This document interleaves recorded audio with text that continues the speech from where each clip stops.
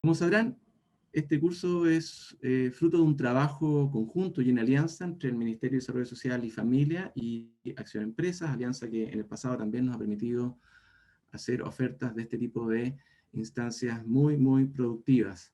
Para comenzar, quisiera dejar con ustedes, en representación del Ministerio de Desarrollo Social y Familia, a la subsecretaria de Evaluación Social, Alejandra Candia. Muchas gracias, Hugo. Muy buenos días a todos. Saludo a todos, bueno, además de los asistentes a este curso, quiero saludar a todos los presentes también, en especial a quienes van a ser nuestros speakers, ¿cierto? Este día, Marcela, ¿cierto? La Magdalena, Camila, Mauricio, la María José, que son, bueno, gran parte de ellos son parte de la casa, pero también tanto su rol interno en la subsecretaría como en el rol que jugamos siempre de acompañarnos en estos proyectos tan relevantes, de poder hacer sinergia entre el sector público y el sector privado, de lo que se realiza, ¿cierto?, para poder abordar el desafío de entregar soluciones a quienes más nos necesitan. Acá hay varios temas que se cruzan. En primer lugar, nosotros en la administración vigente desde el primer día hemos dado muestra y convicción absoluta de que estamos convencidos, y es muy importante señalarlo en este espacio, de que el Estado no puede y no debe pretender nunca tener el monopolio, ¿cierto?, de las soluciones públicas a los problemas, sobre todo para atender las necesidades de los más vulnerables. Por varias razones. Una, porque, y esto es un lenguaje muy coloquial, no se la puede, pero por otro lado, porque hacer sinergias también respecto a las ventajas que se pueden obtener en otros sectores es sin duda de extrema relevancia. Eso por un lado, y nosotros, bueno, como administración desde el primer día hemos hecho esfuerzos por lograr acuerdos, no olvidemos, ¿cierto?, en materia de infancia, seguridad pública, salud, y múltiples necesidades para poder trabajar en conjunto con los distintos actores de la sociedad, ¿no? Hoy día no solamente quienes hoy día están representados, que es el sector privado, sino también que la academia, los gobiernos locales, las asociaciones comunitarias, las fundaciones, las corporaciones, etc. Pero obviamente en nuestro país, en esta administración, se ha visto enfrentado a dos tremendos e inesperados desafíos. El primero, una crisis social de gran envergadura, que fuimos testigos, ¿cierto?, en octubre del año pasado, a lo cual siguió un desafío nacional, pero también mundial, que es la pandemia, que hoy día estamos viéndonos aquejados, y que, por cierto, no solamente tenemos por delante un desafío sanitario, que hoy día vuelve a tomar protagonismo con estas cifras un poco negativas que hemos visto estos días, sino que un desafío socioeconómico, de amplia envergadura, de mucha incertidumbre, que dice relación con efectos de esta crisis sanitaria que todavía desconocemos en su profundidad y en su duración. Y que toma más sentido que nunca esta frase del principio, de que el Estado no puede pretender abordar este desafío sin precedente alguno, solo, aislado y de manera única, y que tiene que fortalecer más que nunca los lazos con todos los actores involucrados en el diseño de soluciones a quienes más nos necesitan. Y en ese sentido, el rol del sector privado es fundamental, tanto en su rol de responsabilidad social e inversión social, que es el tema que nos convoca, pero también en su rol, ¿cierto?, de filantropía, miro a la Magdalena, ¿cierto?, en su rol de fundaciones, de acciones que se puedan abarcar y abordar, desde también la sociedad civil y este rol tan relevante que tiene en trabajar en conjunto y de manera colaborativa en estos problemas y desafíos tan importantes y que hoy día cobran más relevancia que nunca, dada la profundidad, la incertidumbre y la flexibilidad que se requiere, que muchas veces el Estado carece. Entonces, ¿qué podemos hacer nosotros desde el Estado y por qué este espacio es tan relevante? Porque nosotros desde el Estado podemos transmitir a ustedes este conocimiento desde el punto de vista de franquicias tributarias, leyes de donaciones, ¿cierto? Para poder, cómo se puede aprovechar esta colaboratividad de la manera más eficiente y efectiva posible para poder potenciar esta relación colaborativa, potenciar este espacio de acción también que existe en la inversión social y también en el mundo de la filantropía. Eso por un lado. Y por otro lado, hacer también, así como nosotros predicamos, el tratar de hacer sinergia entre distintos actores. No podemos no tener ese espacio también de manera interna en nuestra subsecretaría. Y es por eso que también, por un lado, está María José, ¿cierto? Saavedra, que va a dar cuenta de su expertise, que yo creo que es una de las personas que más sabe en Chile en materia de donaciones y que puede instruirnos a todos los que estamos aquí presentes en cómo hacer este espacio de manera eficiente y efectiva de colaboratividad. Pero también nos acompaña Camila Leiva, que es la jefa del departamento de monitoreo de otra división de la subsecretaría, que no es la división de cooperación público-privada que organizó este espacio, sino que es la división de políticas sociales y que está a su cargo los procesos de evaluación ex ante y evaluación ex dure de toda la oferta social.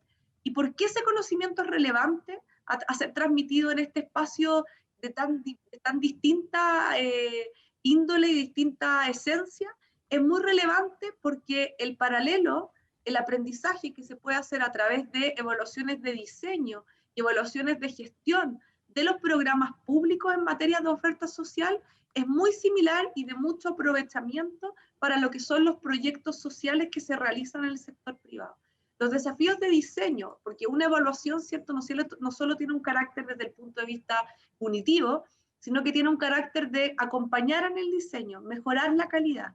Y el conocimiento que hay de teoría de cambio, ¿cierto?, de poder tratar de trabajar en el diseño de cualquier iniciativa público-privada, en plantearse un problema, en buscar indicadores para poder hacer evaluación de gestión, el entender cuál es mi población objetivo, desafíos que nosotros por ahora teníamos solamente relevados al espacio de la oferta social pública, sin duda se puede aprovechar desde la oferta que se pueda levantar de proyectos desde el sector privado que ustedes representen. Y por eso también, no solamente hablar de franquicias tributarias, que son muy relevantes, que María José, vuelvo a insistir, es una de las personas que más sabe este tema en el país, entonces para nosotros es un orgullo y un honor tenerla, no solamente expositora hoy, sino que también en nuestra subsecretaría, pero también el conocimiento que se puede transmitir desde el diseño de la oferta pública para poder transmitir ese conocimiento a la oferta privada, y que también es parte de un proyecto que verá la luz sin duda este año,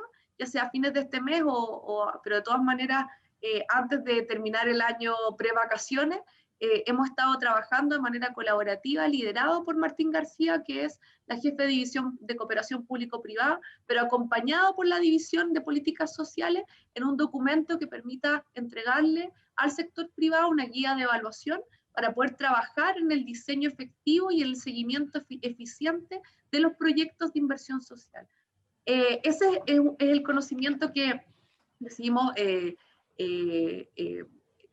traer hoy día a ustedes en este pequeño curso, en este pequeño seminario, para que ustedes puedan participar de ello, hacer preguntas. Nosotros a través de este espacio también vamos a pulir esa guía de evaluación que les vamos obviamente a entregar de manera oficial e inaugurar cuando venga esa fecha, y evidentemente poder potenciar en el enorme y desafiante contexto que tenemos hoy día desde el punto de vista socioeconómico a raíz de esta crisis sanitaria sin precedente alguno, de la urgencia que tenemos en poder entregar estos espacios colaborativos, potenciarlos y poder generar todos los gatillantes que permitan no estar solos en este desafío desde el Estado, potenciar el rol del sector privado, de la sociedad civil, de la academia, en encontrar soluciones para estos desafíos sin precedente alguno. Así que volver también, bueno, agradecer que en medio de este fin de año tan difícil para todos se hayan dado este espacio, esperando que sea muy provechoso para ustedes, esperando que este trabajo, ¿cierto?, este conocimiento que les vamos a transmitir busque potenciar ese espacio colaborativo, de tal manera de que todos quienes están aquí presentes de sostenibilidad, asuntos corporativos, relaciones comunitarias de empresas, los directores de fundaciones hayan aceptado estar con nosotros hoy, de tal forma de poder hacer esta sinergia de estos conocimientos que permitan al final del día abordar este desafío que nos une, que es el de buscar soluciones de la manera más efectiva y eficiente posible. Así que agradecer de nuevo, esperando que sea una jornada muy provechosa, y obviamente también los dejo invitados desde ya al lanzamiento de esta guía que tendremos en el muy corto plazo para también ponerla a disposición de ustedes y que puedan trabajar, ¿cierto?, en este desafío de trabajar en proyectos sociales desde la inversión social, desde la responsabilidad social, pero también desde el rol de la sociedad civil, a poder trabajar en conjunto en este desafío tan grande que seguiremos teniendo por un buen tiempo en el país. Así que muchísimas gracias y los dejo, obviamente, que tengamos una muy buena jornada. Muchas gracias. Muchas gracias, subsecretaria Alejandra Candia, por sus palabras, por su motivación. Y ahora invito a la gerenta de Acción Empresas, Marcela Bravo, a entregar también un saludo inicial.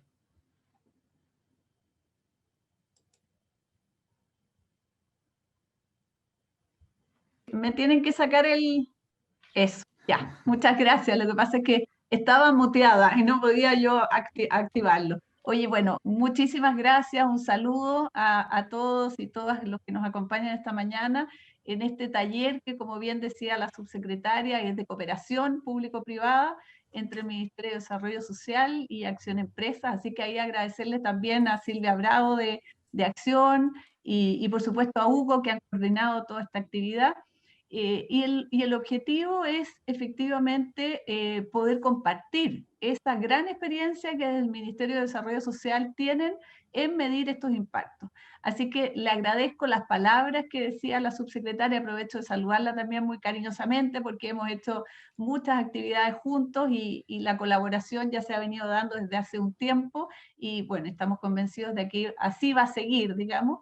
Así que y ponerlo en el contexto, porque yo creo que aquí todos estamos muy de acuerdo que nuestro país, el mundo vive hoy día cambios que son dramáticos lo que y sabemos que tenemos una agenda donde están los desafíos del desarrollo sostenible con esos 17 objetivos que han retrocedido y por lo tanto estos recogen muy bien dónde están las grandes demandas, dónde están las grandes necesidades y esa colaboración entre el mundo privado y el público va a ser fundamental para lograr apurar el paso, tratar de recobrar lo que hemos retrocedido para realmente avanzar lo más posible y este avance tiene que ser junto.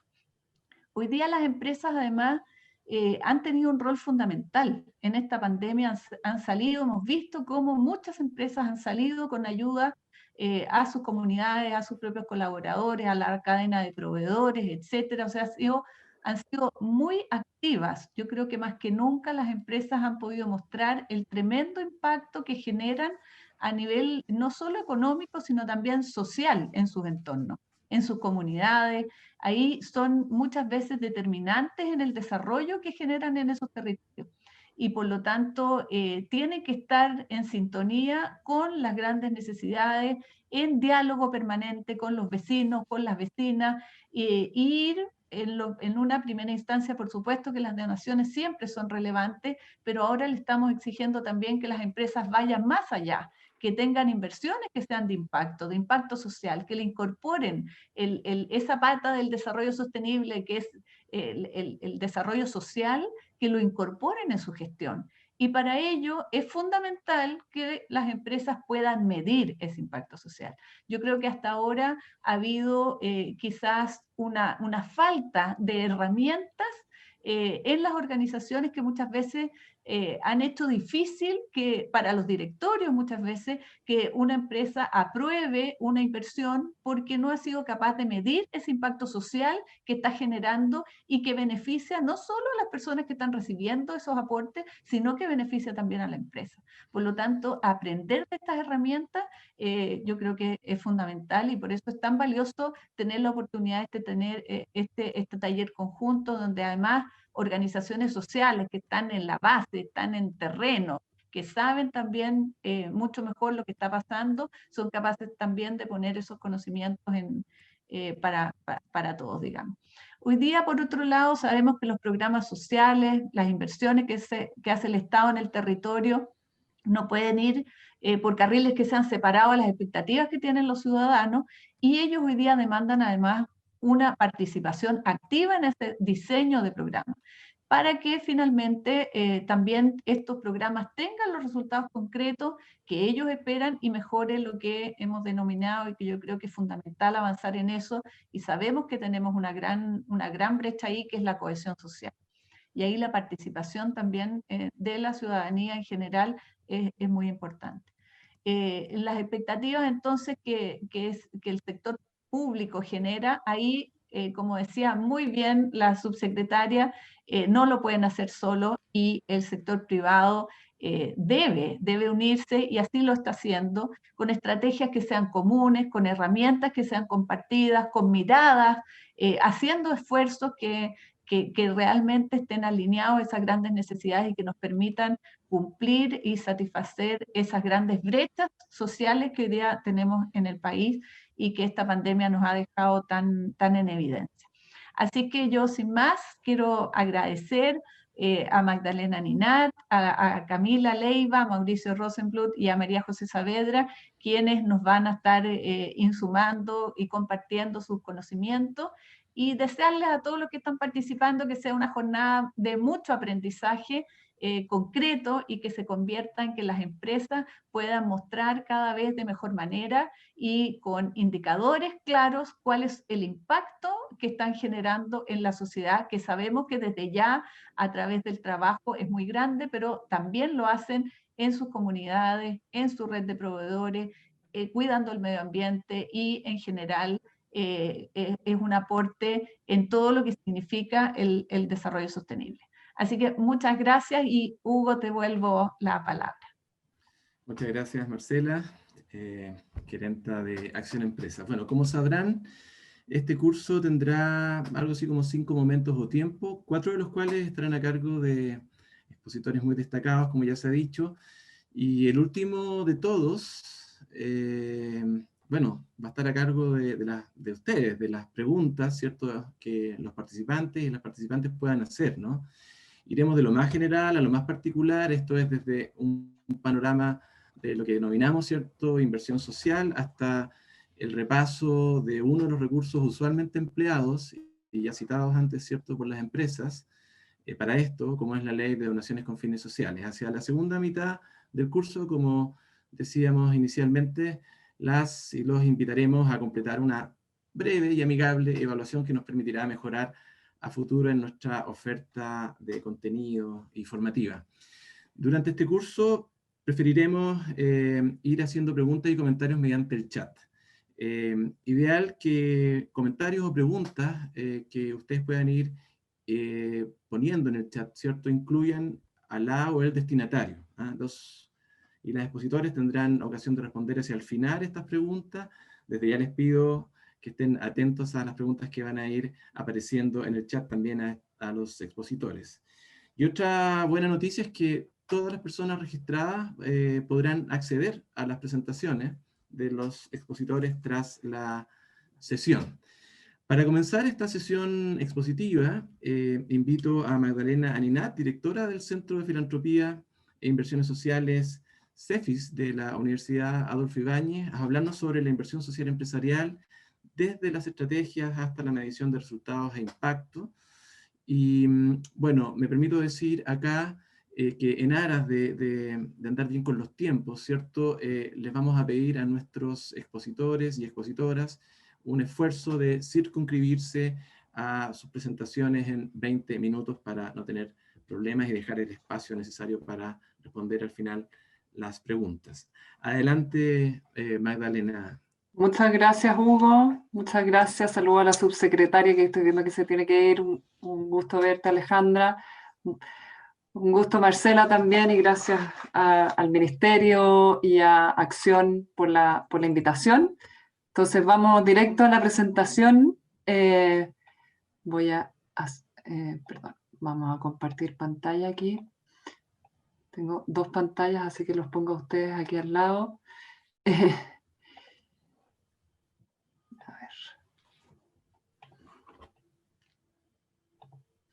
Ahí sí, ¿están viendo? Sí.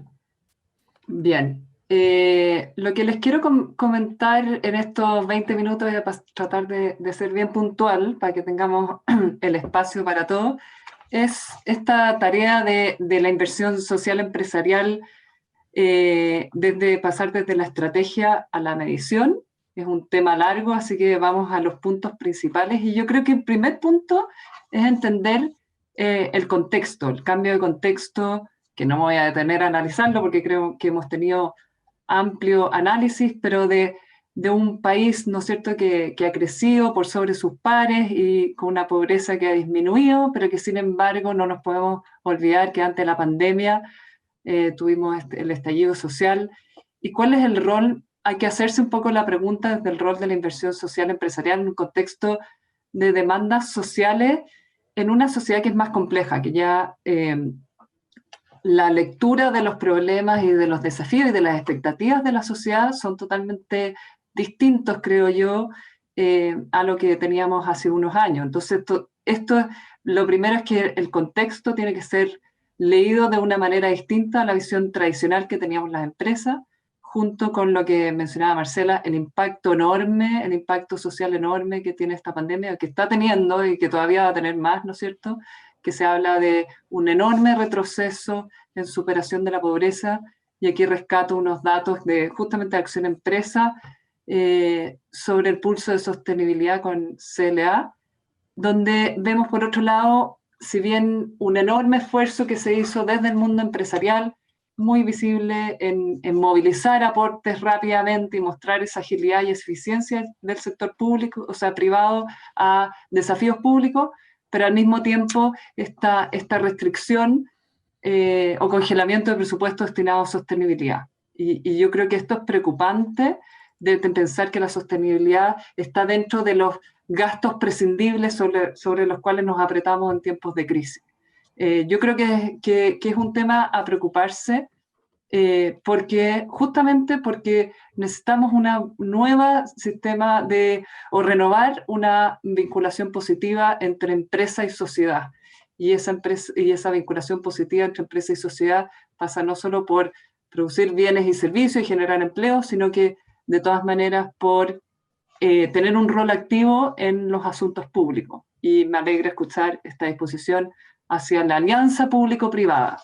Yo participo en una red internacional, WINGS, que promueve un poco la filantropía, la inversión social en el mundo, y esto que nosotros vemos como esta disposición a la cooperación público-privada, al rol de la sociedad civil, bueno, es algo bastante único. Cada vez se ve menos en la mayoría de los países. Es un tema de preocupación en otros países. Cuánto se está restringiendo el espacio para la sociedad civil, cuánto se están cerrando las posibilidades de cooperación público-privada. Entonces creo que nosotros teniendo esa oportunidad y esa disposición, bueno, ¿cómo la potenciamos?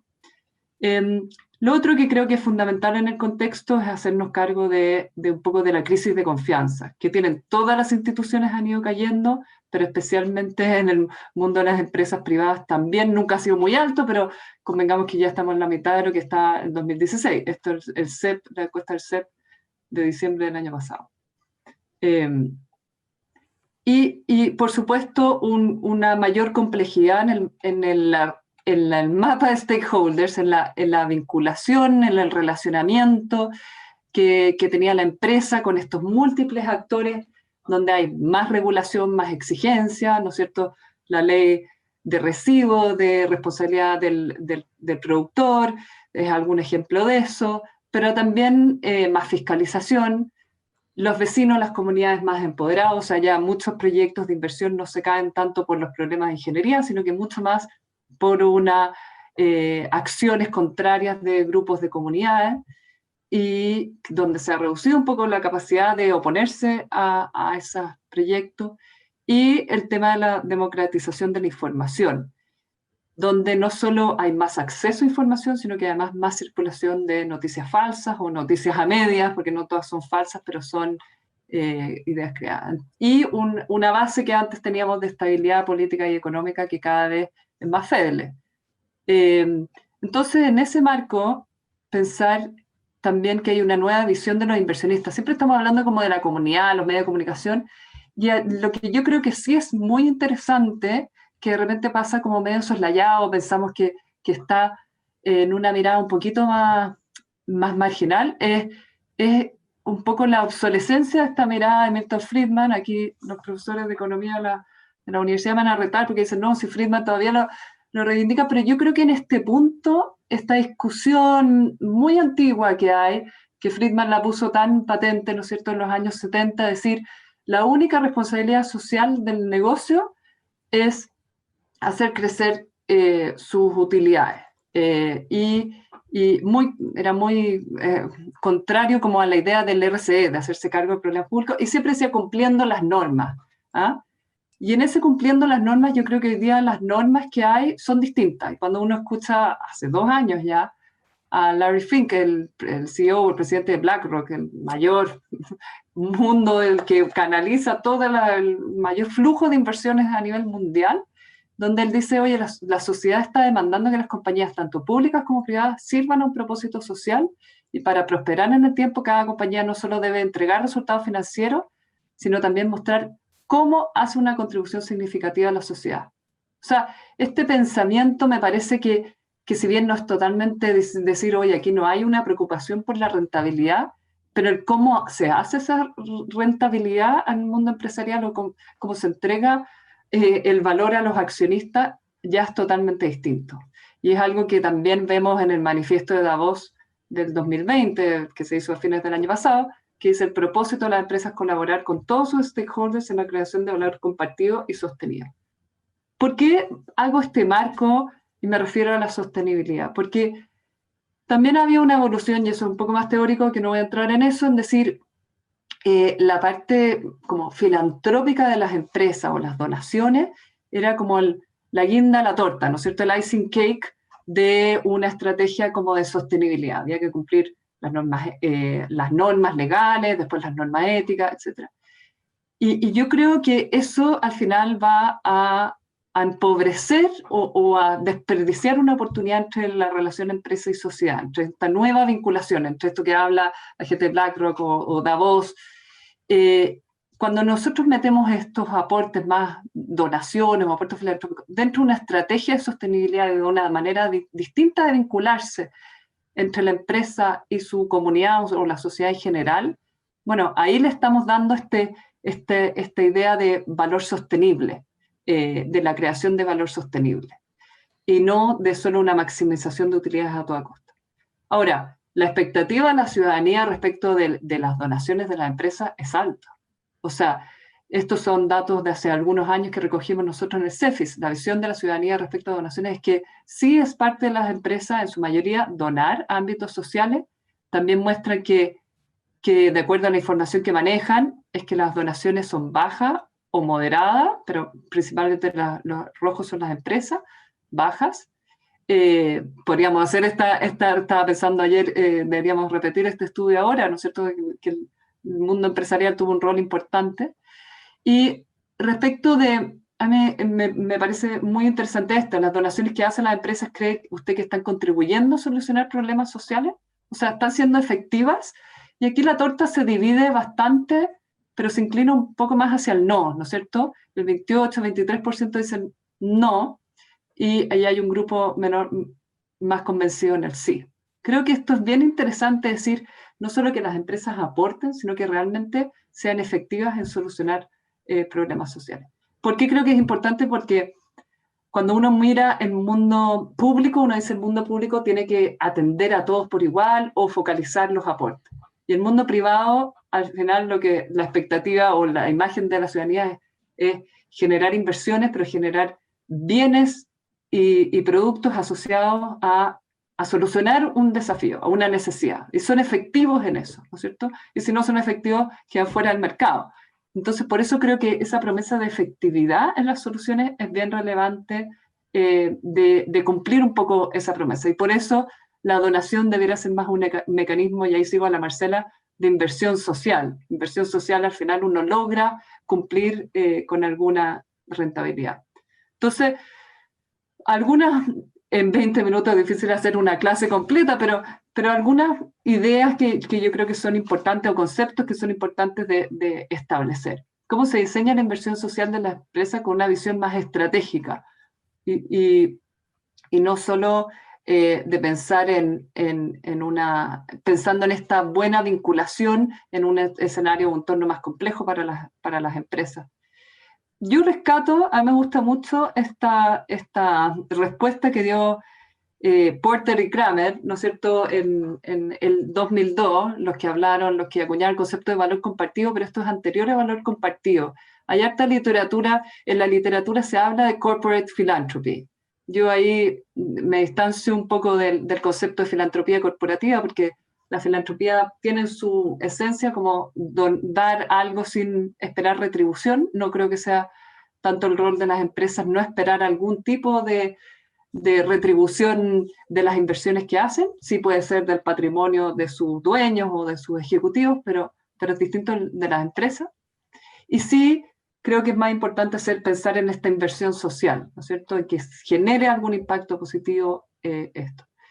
¿Qué es lo que habla Porter y Kramer? Un poco respondiéndole también a Milton Friedman. Dicen, ok, Milton Friedman tiene razón en la medida que las empresas estén haciendo solo pura filantropía, o sea, pensando solo en el impacto social positivo, y debiera tenderse hacia un equilibrio, y dónde está el rol de la empresa, entre crear valor para el negocio y crear valor para la sociedad.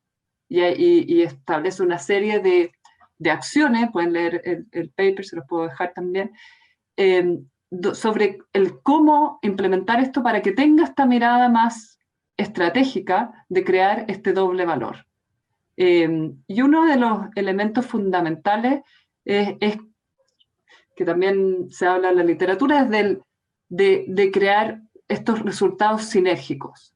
O sea, que se genera un beneficio y una mejora efectiva en el bienestar de una comunidad, entrega oportunidades, acelerar soluciones a problemas de necesidades básicas, etc.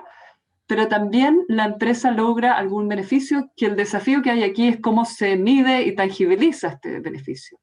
Que más que legitimidad social o reputacional, el concepto más de la literatura es relational wealth, que es como un patrimonio relacional, una capacidad de generar una disposición a una relación que es totalmente distinta.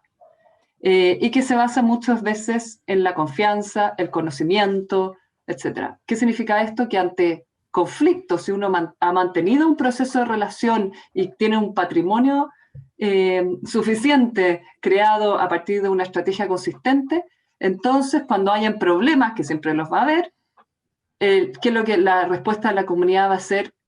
No negar el problema, pero sí la disposición a escuchar, por ejemplo, la disposición a solucionar el problema, ¿ah? Y entonces una visión de común acuerdo. ¿Cómo se logra este equilibrio entre los dos ámbitos, ¿no es cierto?, comunidad y empresa? El cómo es fundamental. El cómo no solo el qué se hace, no solo el tipo de aporte que se hace, sino el cómo se hace. Y en el cómo hay tres elementos importantes. Uno, cuáles son los focos prioritarios y cómo se definen esos focos prioritarios. Y aquí esto va a depender mucho, ojalá uno pudiera dar recetas así como hagan esto, 1, 2, 3, pero yo veo el grupo que está aquí y el grupo con que nos relacionamos nosotros desde la universidad, desde el CEFIS, es un grupo bien diverso. Hay empresas que, ¿no es cierto?, se relacionan con sus comunidades directamente porque generan inversiones en los territorios, y hay otras que son de servicio y que no tienen una comunidad específica. Pero sí cada una de sus empresas puede detectar cuáles son los ámbitos más relevantes en los cuales a veces se produce este choque entre la comunidad y entre las expectativas de la comunidad, las necesidades de la comunidad y aquellas necesidades de la empresa. Y donde a veces se ven los antagonismos. ¿Qué puede hacer uno? Bueno, crear, ¿no es cierto?, un circo o crear una cancha de fútbol y decir, no, hablemos de otra cosa, pero el problema latente va a seguir ahí. El tema del agua, la minería, etc. Lo otro es que es muy importante en el cómo es el partnership, el tipo de alianzas. Y en esto la horizontalidad en el tipo de relaciones creo que es fundamental. Y por último, lo que pongo es como delivery, que es realmente la efectividad de la solución del problema. ¿Ah? La efectividad de la solución del problema. si yo digo vamos a ayudar a una comunidad, no sé, a gestionar una comité de APR, a gestionar el diseño del proyecto para tener agua potable en una comunidad rural, y yo solo genero el diseño, pero luego no acompaño el proceso de ejecución del proyecto de agua, bueno, de todas maneras se genera una frustración, se genera una expectativa de que vamos a solucionar ese problema en conjunto, vamos a hacer una alianza, y luego el repliegue de la empresa, por decir, no sé, yo cumplí con lo que dije, se genera una frustración, y las expectativas, creo que tenemos una responsabilidad importante, todos, cada uno desde su ámbito, con el manejo de expectativas, que yo creo que también es parte de las demandas ciudadanas.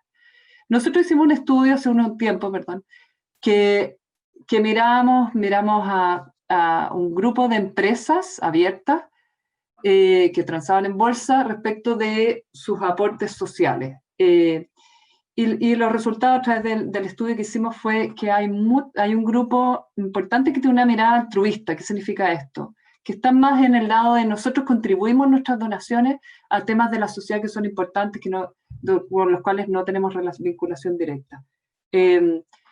Hay otro que están en un foco muy reputacional, de pensar, hago medidas muy efectivas para aparecer bien y generar esa reputación desde ahí. Y hay una tercera que son más estratégicos, y lo estratégico, como decía, dependerá de la empresa y su entorno competitivo, pero también debe priorizar el cómo hacer esa priorización de los temas debe ser con procesos de participación abierta y de visión común, y ahí creo que las siguientes presentaciones van a ahondar en eso. Y aquí hay una serie de temas de el tipo de partnership, cómo se construye, el delivery, que ya me referí un poco a eso. Quiero ir en los últimos minutos que me quedan a medir, cómo medimos la inversión social. Y aquí hay un debe, este es otro estudio que hicimos, el Barómetro de Filantropía, en la medición de resultados de las intervenciones sociales. Las empresas son las que menos miden resultados. Y entonces hay una carencia ahí. ¿Y cómo medimos? Dependerá, la metodología dependerá de qué queremos medir. Si queremos medir el valor específico de una iniciativa, si queremos medir los aportes a desafíos generales, o si queremos medir el valor sinérgico que creamos entre empresa y sociedad.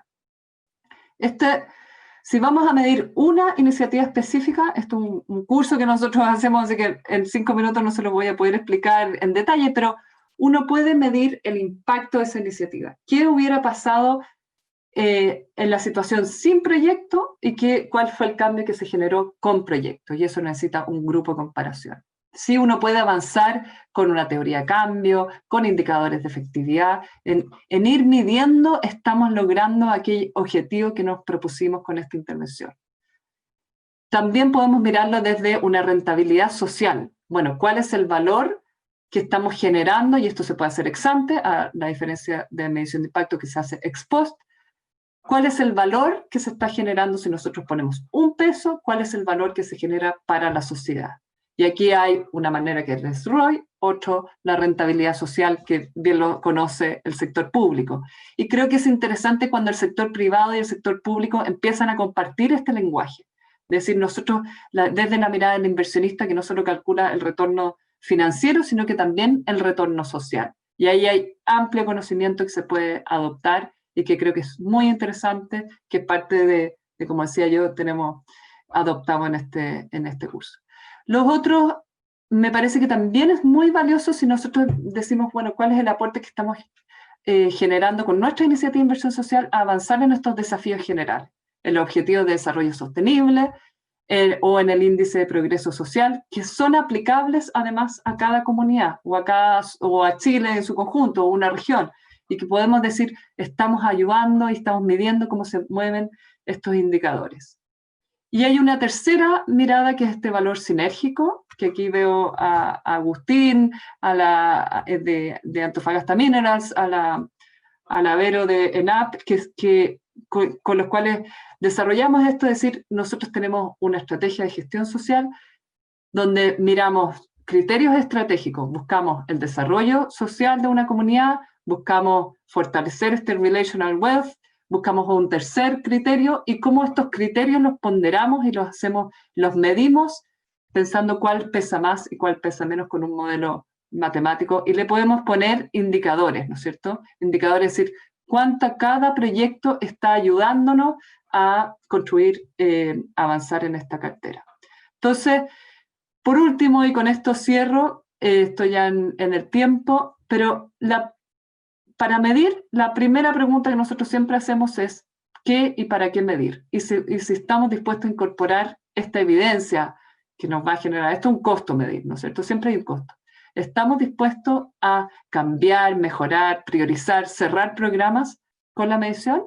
¿O preferimos quedarnos ahí a medio? Y un poco esta información la vamos a incorporar de distintas maneras, o sea, desde el directorio de los inversionistas, decir, aquí va a haber factibilidad, recursos, si es que estos programas salen bien evaluados, van a poder alinear también y motivar a los beneficiarios a participar, y también mirando hacia los actores externos, a generar un poco ese conocimiento. Ahí les dejo el sitio web del CEFIS, si quieren consultar los estudios están disponibles, y les vamos a hacer llegar la presentación también. Se nos hace poco el tiempo, pero algunas ideas y conceptos quedaron ahí establecidos. Muchas gracias. Muchísimas gracias, Magdalena, por tu interesantísima presentación que nos entrega un contexto, pero que también pone especial atención, ¿cierto?, en desafíos asociados a la medición de impacto. Muchas gracias por tu participación. Yo quisiera ahora dejar con ustedes a Camila Leiva, jefa del Departamento de Monitoreo de la División de Políticas Sociales del Ministerio de Desarrollo Social y Familia, entrando ya en esta idea, ¿cierto?, de los vínculos y vasos comunicantes que también aparecieron en el relato de Magdalena entre el sector privado y el sector público. ¿Qué buenas prácticas se pueden compartir? A referirse a algunas claves del diseño de inversiones sociales efectivas, luces desde el diseño de los programas sociales públicos. Adelante, Camila. Muchas gracias, Hugo. Un gusto estar con ustedes. Yo creo que, como decía la subsecretaria, nosotros estamos muy abocados en términos de la coordinación con otras instituciones del Estado, pero también creo que es muy importante la coordinación y las sinergias internas dentro de la Subsecretaría de Evaluación Social, y creo que con la División de Cooperación Público-Privado hemos establecido una alianza bien estratégica y nos hemos apoyado muchísimo en términos de cómo ustedes nos han apoyado en cuanto a la Agenda 2030, cómo rescatamos la información de la oferta pública que pudiese contribuir en esa lógica, y nosotros también desde nuestra expertise, cómo poder trabajar en una lógica de ir instalando sistemas de evaluación en distintos ámbitos de la acción, tanto de lo público y lo privado. Y en esa lógica esta presentación es comentarles cómo hemos trabajado el sistema de evaluación y monitoreo de la oferta pública. Este sistema de evaluación tiene como un objetivo principal, y que acá son como dos pilares. Por una parte tiene que ver contribuir a mejorar la calidad de la oferta pública, y esto es principalmente asociado como a los diseños y la implementación, y ojalá poder ver también los resultados que tenemos en términos de la oferta. Y también tiene que ver cómo nosotros entregamos estos insumos a los actores relevantes de los procesos, y con un foco también importante en términos de la transparencia. Entonces nosotros evaluamos para mejorar y también para establecer ciertos mecanismos de transparencia que en términos claramente de los usos de los recursos del Estado. Entonces, en este sentido, la idea es tener estos insumos para la toma de decisiones, y esto se vincula mucho con lo que nosotros trabajamos en términos de este sistema que está muy de la mano, lo que trabaja el MDS, que es el Ministerio de Desarrollo Social, con el Ministerio de Hacienda. Nosotros, a través de la Subsecretaría de Evaluación Social y la Dirección de Presupuestos, nos dividimos y compartimos este sistema de evaluación y monitoreo de la oferta pública. Entonces acá les mostramos en este diagrama cómo funciona en términos bien generales a partir del ciclo de vida de los programas públicos. Por una parte, nosotros partimos viendo el tema del diseño de la oferta pública a partir de una evaluación ex ante, y en ese caso la responsabilidad de la oferta social la vemos nosotros desde el MDS, y la oferta no social la ve la Dirección de Presupuestos. Acá esta distinción tiene que ver con la naturaleza de la oferta. DIPRES, por ejemplo, ellos trabajan con temas de productividad, es como esa lógica más económica, y nosotros trabajamos todo lo que es protección social, ministerios sectoriales como vivienda, salud, etc. Una vez que los programas tienen esta revisión de diseño, en términos de la evaluación de ex ante, lo que miramos es su ejecución a partir de el Exdure, que es el monitoreo, que también tenemos esta responsabilidad compartida con la dirección de presupuesto, y ya posteriormente, una vez que se ha ejecutado en el largo plazo, lo que trabajamos es la evaluación ex post, que recae la responsabilidad principalmente en la dirección de presupuesto, y nosotros somos parte del Comité Interministerial de Evaluación, en la cual trabajamos las metodologías y también la definición de los programas que van a contar con esta evaluación ex post. En términos generales, lo que hemos trabajado en estos últimos ya casi 2 o 3 años es cómo coordinamos y potenciamos estas distintas etapas de evaluación de manera que podamos contribuir a la calidad de la oferta y sobre todo que tengamos un impacto en los beneficiarios. Yo creo que eso es lo que más como nos ha orientado en este trabajo en conjunto con la Dirección de Presupuesto en el marco de la Agenda Mejor Gasto Público que también tiene el Ministerio de Hacienda. Entonces, contarles rápidamente, ya que estamos acá un poquito justos de tiempo, pero esto es contarles cómo trabajamos la evaluación ex ante. Yo les comentaba, esto es una evaluación de diseño que se basa en la metodología de marco lógico. Acá cada programa lo que se hace es que ellos llenan un formulario en el cual un poco los obligamos a que piensen su programa en términos de definir cuál es el problema al que van a abordar, a quiénes van a atender y obviamente quiénes están siendo afectados por esta problemática, cómo los voy a atender, qué les voy a entregar y sobre todo cómo voy a medir esos resultados, ya sea a nivel de propósito u objetivo más concreto o a nivel de productos o aspectos más intermedios del proceso. Y obviamente el gasto o la inversión que estamos asociando a esta intervención. Entonces, la evaluación ex ante, nosotros, la Dirección de Presupuesto, tanto como la Subsecretaría de Evaluación Social, nosotros emitimos un informe de recomendación del programa. Este informe de recomendación, según la ley que nos mandata a nosotros, es un aspecto a considerar en la asignación de los recursos en el proyecto de presupuesto de ley. Y en esta lógica es muy importante cómo hemos contribuido a que ojalá los programas que se les están asignando recursos del Estado cuenten con esta evaluación ex ante que a nosotros nos permite establecer ciertos como parámetros, un lineamiento, una base técnica que nos asegura que cumple con la coherencia interna, atingencia, pertinencia y consistencia del diseño. Y sobre todo en términos de nuestro rol, cómo a partir de este análisis de los programas podemos establecer espacios de mejora y coordinación de la oferta. O sea, cuando ingresa un programa de evaluación ex ante, lo primero que nosotros nos preguntamos como CES o como Subsecretaría de Evaluación Social es que si hay alguna oferta que ya está haciendo esta misma intervención. Y si es así, entonces ahí la idea es como generar sinergias. La idea no es evitar, por supuesto, la duplicidad. Y en esa lógica, si es que hay un espacio que no está siendo abordado por la oferta y hay un programa que lo haría con esta intervención, entonces la idea ojalá es que diseñarlo de esa manera y establecer esto también espacios de coordinación para que generemos este impacto social en los beneficiarios. Entonces, ¿qué miramos en la evaluación ex ante? Acá son 3 dimensiones que a nosotros por ley nos mandata. Y en términos bien generales, vemos que es la contingencia y es cómo se vincula nuestro programa con la misión o los objetivos estratégicos de la institución. Y esto es muy relevante porque finalmente lo que nos pasa muchas veces es que los servicios, cuando tienen muchas ideas, y eso es muy, muy bueno, sin embargo, como que escapan de su propia misión de institución, entonces ahí la lógica es establecer puentes. Si hay una institución que ya lo está haciendo por normativa legal de su función, entonces generemos la instancia con esa institución para evitar duplicidades. Yo creo que eso es lo que nosotros más tenemos ojo en este apartado.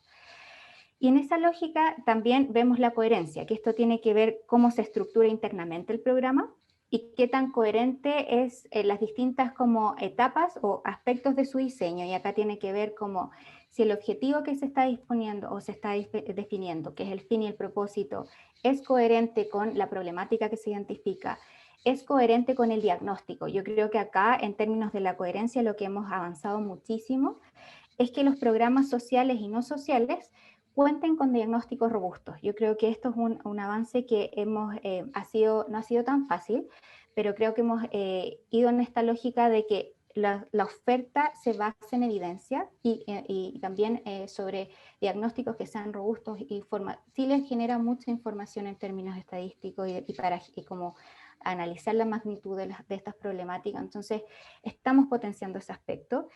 Y finalmente este diagnóstico es lo que nos va a definir a nosotros, a partir también de evidencia nacional e internacional, cuáles son las mejores estrategias de intervención para atender a esta población en particular. Yo creo que eso es muy relevante.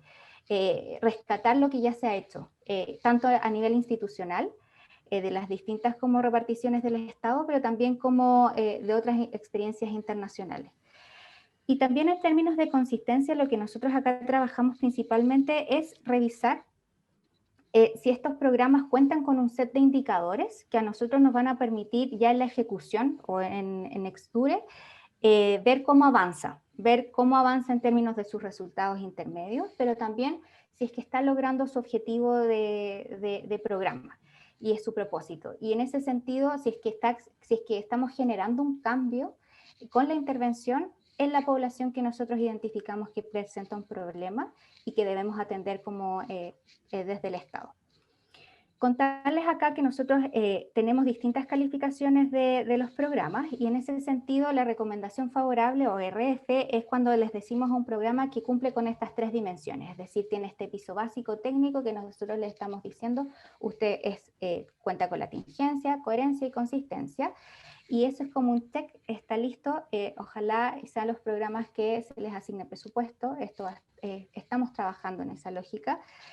Y para que un programa obtenga una recomendación favorable, hay que hacerse la idea de que por lo menos itera 3,8 veces, y eso quiere decir que los servicios ingresan a evaluación 3,8 veces en promedio, además de todas las revisiones que hace cada sectorialista de la CES encargado de estos servicios e instituciones. Entonces, es un trabajo bien intenso, que dura en general asociado al proceso de formulación presupuestaria que parte más o menos en abril y terminamos en septiembre.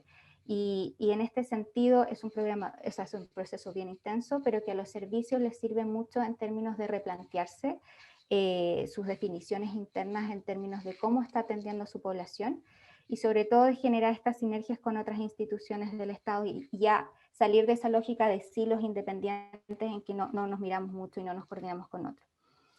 También es importante destacar acá que este avance que estamos teniendo en términos del sistema de evaluación ha sido bastante paulatino, si bien este sistema, como lo conocemos ahora, parte desde el 2012 con la creación del Ministerio de Desarrollo Social. La evaluación ex ante partió el 2008 en la Dirección de Presupuestos, sin embargo, a la fecha solamente 1/3 de la oferta social y no social cuenta con una revisión de diseño. Entonces, este claramente es un aspecto que nosotros estamos trabajando con la oferta. Ojalá, que esperamos de aquí a un periodo de 5 años, que esperamos que toda la oferta pública cuente con una revisión de diseño y con este estándar de calidad que estamos trabajando. Y ya en términos de la segunda etapa de evaluación, que es la que nosotros trabajamos, que es Exture o monitoreo, acá nosotros también en este proceso hicimos una revisión bien profunda de cómo se hacía este monitoreo. También este monitoreo es bastante antiguo, parte también desde el 2008 en la Dirección de Presupuestos, nosotros nos supamos el 2012 con la creación del Ministerio. Sin embargo, sentíamos que acá había mucho espacio para fortalecer. Y en esta lógica establecimos como tres pilares para fortalecer el proceso y que la información que tenga que ver con la ejecución de los programas sea muy importante, o sea, útil para la toma de decisiones y también para generar ciertos indicadores o luces que nosotros nos puedan dar cuenta de si es que un programa está siendo ejecutado de manera correcta o hay algunos aspectos que es necesario como reorientar para que en el futuro, cuando veamos una evaluación ex post, por ejemplo, los resultados de ese programa, obtengamos resultados, ojalá, positivos en la población que estamos atendiendo.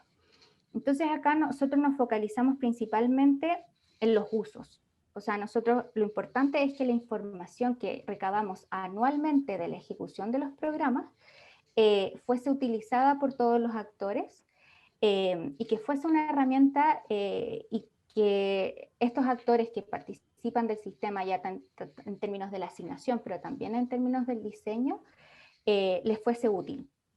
Y en ese sentido también, como les comentaba al inicio, la transparencia es uno de los ejes fundamentales de este proceso. Toda esta información que nosotros levantamos, tanto de la evaluación ex ante como de la evaluación ex dure y ex post, es pública. Entonces, ojalá que todas las personas que quieran revisar esta información ingresen a las páginas tanto de IPRES como de MS y encuentren toda la información disponible para eso. Los usuarios nosotros identificamos como nuestros usuarios o clientes principales, que obviamente son los servicios que nosotros incorporamos estas herramientas para su gestión, para mejorar su gestión. La Dirección de Presupuesto, el Congreso Nacional en términos de la discusión del presupuesto de la Nación, la ciudadanía. También acá tenemos un aspecto bien importante a trabajar. Y en términos de las consideraciones, yo creo que ahí principalmente es que esto lo vinculemos con los procesos más relevantes del Estado y que este año fue relevante en términos de la asignación presupuestaria. Se hizo todo un trabajo en la mesa de la Agenda del Mejor Gasto Público, como la evaluación de monitoreo o evaluación de desempeño dio luces para hacer ciertas reasignaciones internas del presupuesto, sobre todo teniendo en consideración el contexto de pandemia en el que estamos actualmente. ¿Qué miramos rápidamente en el monitoreo, en la evaluación de desempeño? Miramos 3 dimensiones que también están mandatadas por ley, y que por una parte vemos la focalización y cobertura. Acá estamos mirando cómo estamos llegando a la población que identificamos que tiene un problema. ¿Quiénes son los beneficiarios de estos programas anualmente? Y en términos de la eficacia, lo que queremos ver es que si los programas están resolviendo los problemas que dijimos que íbamos a abordar. Y en esa lógica, si es que tiene indicadores de calidad y pertinentes que a nosotros nos den cuenta de esos resultados más bien a nivel final o intermedio. Y por último, eficiencia, que tiene que ver obviamente con el uso eficiente de los recursos públicos. Este es un objetivo que es transversal tanto de la SES como de la Dirección de Presupuesto. Y levantamos ciertos indicadores para analizar la eficiencia tanto en términos como cuánto estamos gastando por cada beneficiario en relación a procesos de monitoreo anteriores, cuánto es el gasto administrativo del programa, es decir, todo lo que se queda en términos operacionales y que no le está llegando directamente al beneficiario, y obviamente cómo se están ejecutando los recursos que se le asigna por presupuesto ley o en términos de la institución y cómo lo trabaja internamente.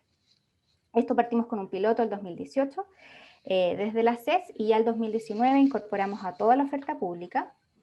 Y en este sentido, con la misma metodología, trabajamos los 687 programas que el Estado está entregando en este momento a la población. Acá comentarles que si bien se puede apreciar como que hay un aumento significativo de la oferta, porque pasamos en un momento de tener 478 programas a 600 algo, a 687, en términos generales, lo que nosotros hemos identificado es que esto no significa un aumento de programas sociales o no sociales, es decir, que no es que el Estado está generando más oferta, sino que ha sido un proceso bien paulatino de incorporar a los servicios a este proceso de monitoreo y evaluación de desempeño. Entonces ha sido un proceso bien arduo de levantar oferta que los servicios han implementado por muchos años y que no han sido reportados ni han sido evaluados en esta etapa.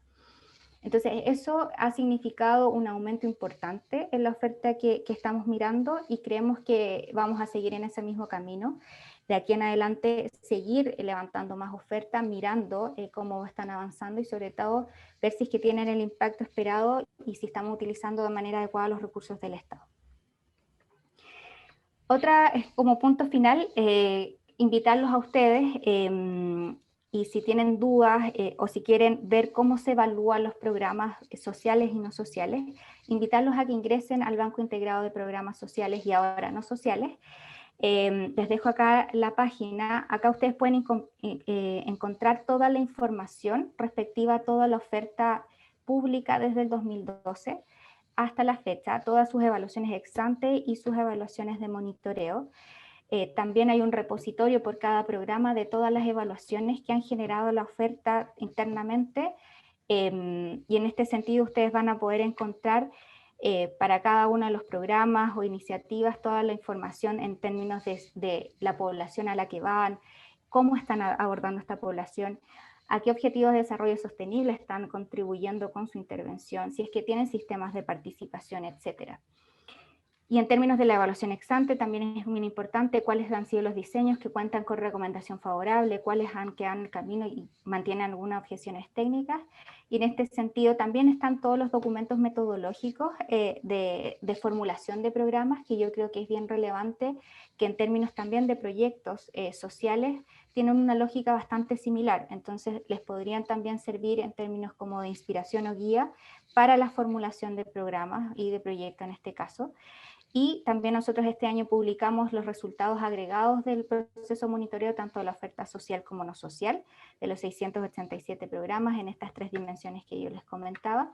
Y ustedes van, acá está cómo ha sido el proceso de cambio de formato de las fichas desde el 2012 hasta el 2019, y van a poder encontrar toda esta información de todos los programas que se encontraban vigentes en ese año en el que se realizó el monitoreo. Y por último, ¿cuáles son nuestros desafíos? Yo creo que el estar acá hoy día con ustedes para nosotros nos permite ir generando y fortaleciendo este sistema de evaluación, ya no solamente quizás en lo público, que es lo que nos compete a nosotros, sino como ir extendiendo estas relaciones, estos puentes, para ir fortaleciendo estos sistemas en otras etapas y otros ámbitos de acción para abordar las problemáticas. Yo creo que lo que decía hoy día la subsecretaria, el Estado no puede con todo, y creo que acá generar las sinergias es completamente y es muy relevante. ¿Cómo mejoramos las metodologías? Yo creo que este también es un desafío relevante en términos de cómo trabaja la Dirección de Presupuestos con la Subsecretaría de Evaluación Social, y sobre todo teniendo una mirada integral de la oferta, y para eso nosotros estamos generando otros nuevos instrumentos en cooperación con el Programa de las Naciones Unidas para el Desarrollo, cómo miramos la oferta de manera integral, porque sabemos que un único programa no va a resolver una problemática. Entonces son políticas más generales las que están abordando estas problemáticas, porque sabemos que son bien complejas. Entonces, ¿cómo vamos avanzando en esa lógica? Así que muchas gracias por la invitación y te paso la palabra a Hugo. Gracias, Camila. Hay algunas palabras clave que me quedan dando vuelta, ¿no? Cómo el Estado va evaluando, con qué criterios, ¿cierto? Va evaluando la oferta de los distintos ministerios y servicios sociales, ¿cierto? La reivindicación del marco lógico como un elemento importante, ¿cierto? Los buenos diagnósticos, los diagnósticos fundamentados, con participación posiblemente de las partes, la coherencia que debe haber entre los objetivos y los distintos componentes de los proyectos, etc.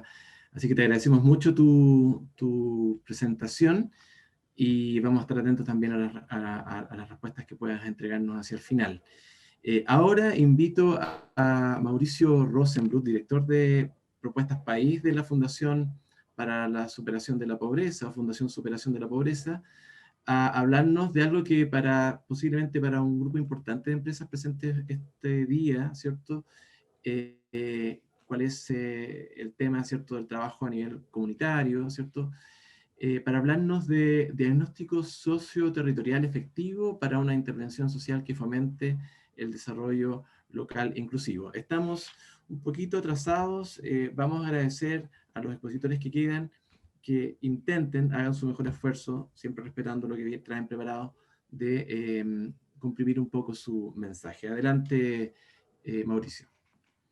Muchas gracias, Hugo. Muchas gracias también por la invitación al Ministerio de Desarrollo Social y Familia, a la División Público-Privada y Acción Empresas por confiar en el trabajo que estamos desarrollando en la institución y poder compartir estos aprendizajes. La verdad es que esta es la primera vez que me toca presentar algo así a una audiencia ligada a la empresa.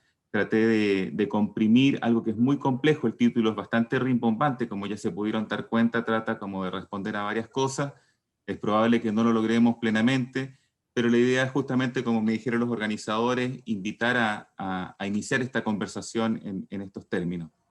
Mi señal está un poquito inestable, yo voy a apagar la cámara por si acaso en el momento, mientras estoy presentando la PowerPoint, ¿vale? Cosa de que no hayan interrupciones o que no tengamos ningún sobresalto. Déjenme un segundito.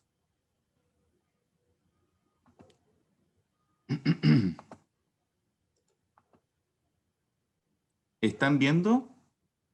¿Sí? ¿Sí? Están viendo perfectamente, perfecto. Entonces vamos a poner pantalla completa y allí. Bueno, lo primero es algo que ya Magdalena comentaba en un comienzo, y es que, bueno, como fundación nos hemos planteado este tema del desarrollo local inclusivo, y no simplemente el desarrollo o el crecimiento. ¿Por qué hablar de esta forma? ¿Por qué hablar de desarrollo local inclusivo y no solamente de crecimiento? Para nosotros no todo desarrollo supera pobreza, o al menos en no todo el país o el territorio nacional.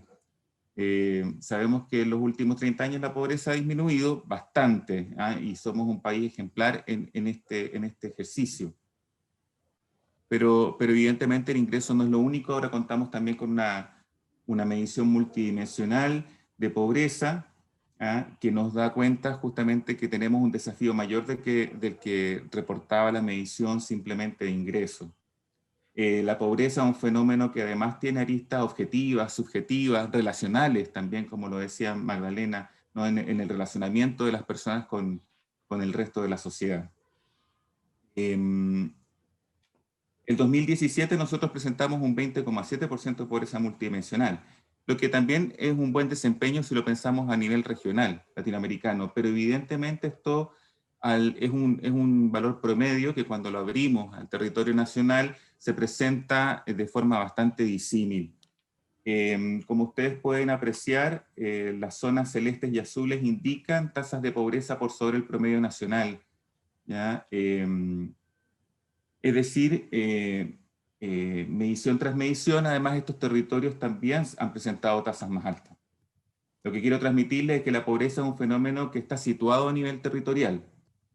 Pero la forma en que concurren las causas que la generan y las manifestaciones con las que se presenta varían entonces de localidad a localidad, de barrio a barrio, a lo largo de todo nuestro territorio nacional.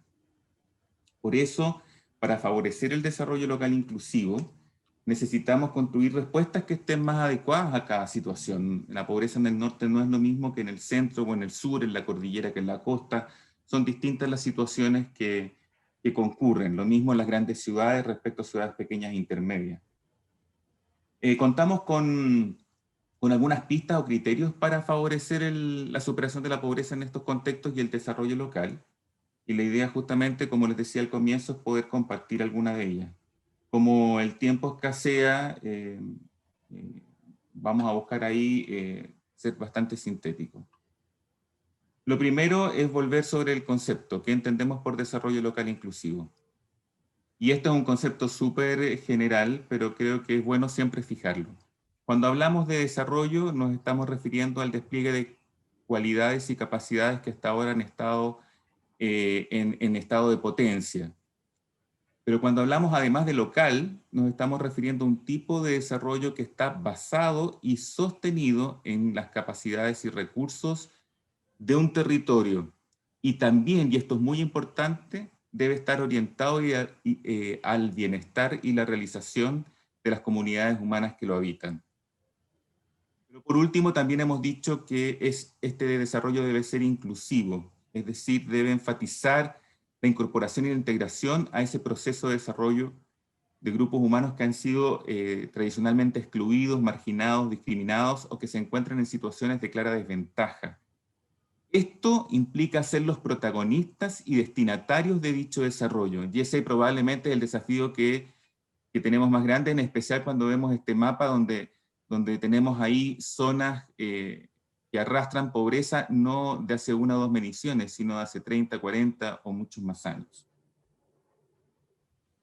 Entonces la idea es impulsar diagnósticos que permitan promover este tipo de desarrollo, ¿ya? Entonces, por lo tanto, no es cualquier diagnóstico, ¿ya? Como además un espacio que nosotros entendemos complementario a la gran economía que ha promovido el país en los últimos años, ¿no? Es algo que para estos territorios nuestra gran economía no ha dado resultado, ya llevamos 40 o 50 años en la misma situación. Por lo tanto, tenemos que buscar respuestas complementarias. No se trata de sustituir uno por otro, sino de complementar y de poder generar una respuesta global para todos nuestros habitantes. En eso los invitamos entonces a cambiar la mirada cuando nos enfrentamos a estos problemas de pobreza y cuando la empresa, ¿no es cierto?, se relaciona con comunidades que están afectadas por distintos niveles de vulnerabilidad, exclusión o segregación. En general tenemos una imagen de pobreza bastante estereotipada que estaría como representada por este paño azul, pero lo ideal es que lo descorramos y demos cuenta que hay una realidad que es mucho más rica y heterogénea. Debemos dejar de ver a la pobreza solamente como un conjunto de problemas, carencias y vacíos, en especial cuando nos relacionamos con las personas mismas que están afectadas, y es imperativo entonces que reconozcamos allí toda su humanidad completa. Y me voy a centrar en algunos puntos, ¿no es cierto?, de este cambio de mirada que por lo menos nosotros hemos visto que tienden a concentrar algunos errores, ¿no es cierto?, en nuestro comportamiento hacia los territorios y comunidades que están en pobreza. El primero sería que para fomentar un desarrollo local inclusivo debe existir un buen equilibrio entre el reconocimiento de necesidades y problemas en una comunidad con la detección, visibilización de recursos y potencialidades de las personas que habitan estos territorios. En la fotografía hay un grupo de mujeres de Ningüe, son tejedoras de trigo, afectadas por altos índices de pobreza, muchas de ellas están en el 40% más vulnerable del RCH, del Registro Social de Hogares, del Ministerio de Desarrollo Social y Familia. Sin embargo, y han sido de alguna manera destinatarias de muchos programas de ayuda y de compensación económica vinculados, digamos, a su situación. Sin embargo, ellas también portan un gran oficio, que es el de tejer trigo y de hacer las cuelchas, que son las trenzas con las que después se fabrican, por ejemplo, las chupallas. Ese es un oficio tradicional, tremendamente interesante, que ha perdurado por generaciones, pero que nadie ha recogido suficientemente como un recurso, ¿no es cierto?, para el desarrollo de estas propias mujeres. Ellas casi lo desarrollan de un modo ocasional, pero efectivamente podría constituir un recurso para el desarrollo de su territorio. Hasta los territorios más empobrecidos, entonces, existen capacidades y prácticas de protección que deben ser visibilizados y puestos al servicio de la resolución de los propios problemas de las personas. No se trata de llegar con problemas externos, sino también de invitar y convocar a las comunidades a resolverlos en conjunto. Y esto, cuando decimos que la pobreza es un problema situado territorialmente, las respuestas también requieren ser específicas. No nos sirven mucho las respuestas estandarizadas, especialmente en estos territorios, ¿no es cierto?, y en estos espacios territoriales tan específicos. De lo contrario, si no reconocemos esas capacidades y recursos propios, lo más probable es que terminemos reafirmando este terrible juego de roles entre asistencia y asistido. ¿Ya? Como entendemos que esas comunidades eventualmente no cuentan con ningún recurso, lo que tratamos es de llenar un vaso que vemos vacío, ¿no? Y en eso lo que tratamos, ¿no es cierto?, lo que terminamos reproduciendo es una relación de dependencia y de asistencialismo perpetuo, impidiendo que las personas puedan tomar ahí también las riendas de su propio desarrollo y su propio destino. Hay un portafolio muy grande de recursos, no me voy a detener en él, pero en el fondo, para poder acometer con éxito un diagnóstico de estas características, debemos casi como que volvernos expertos en la detección de estos recursos, ¿ya?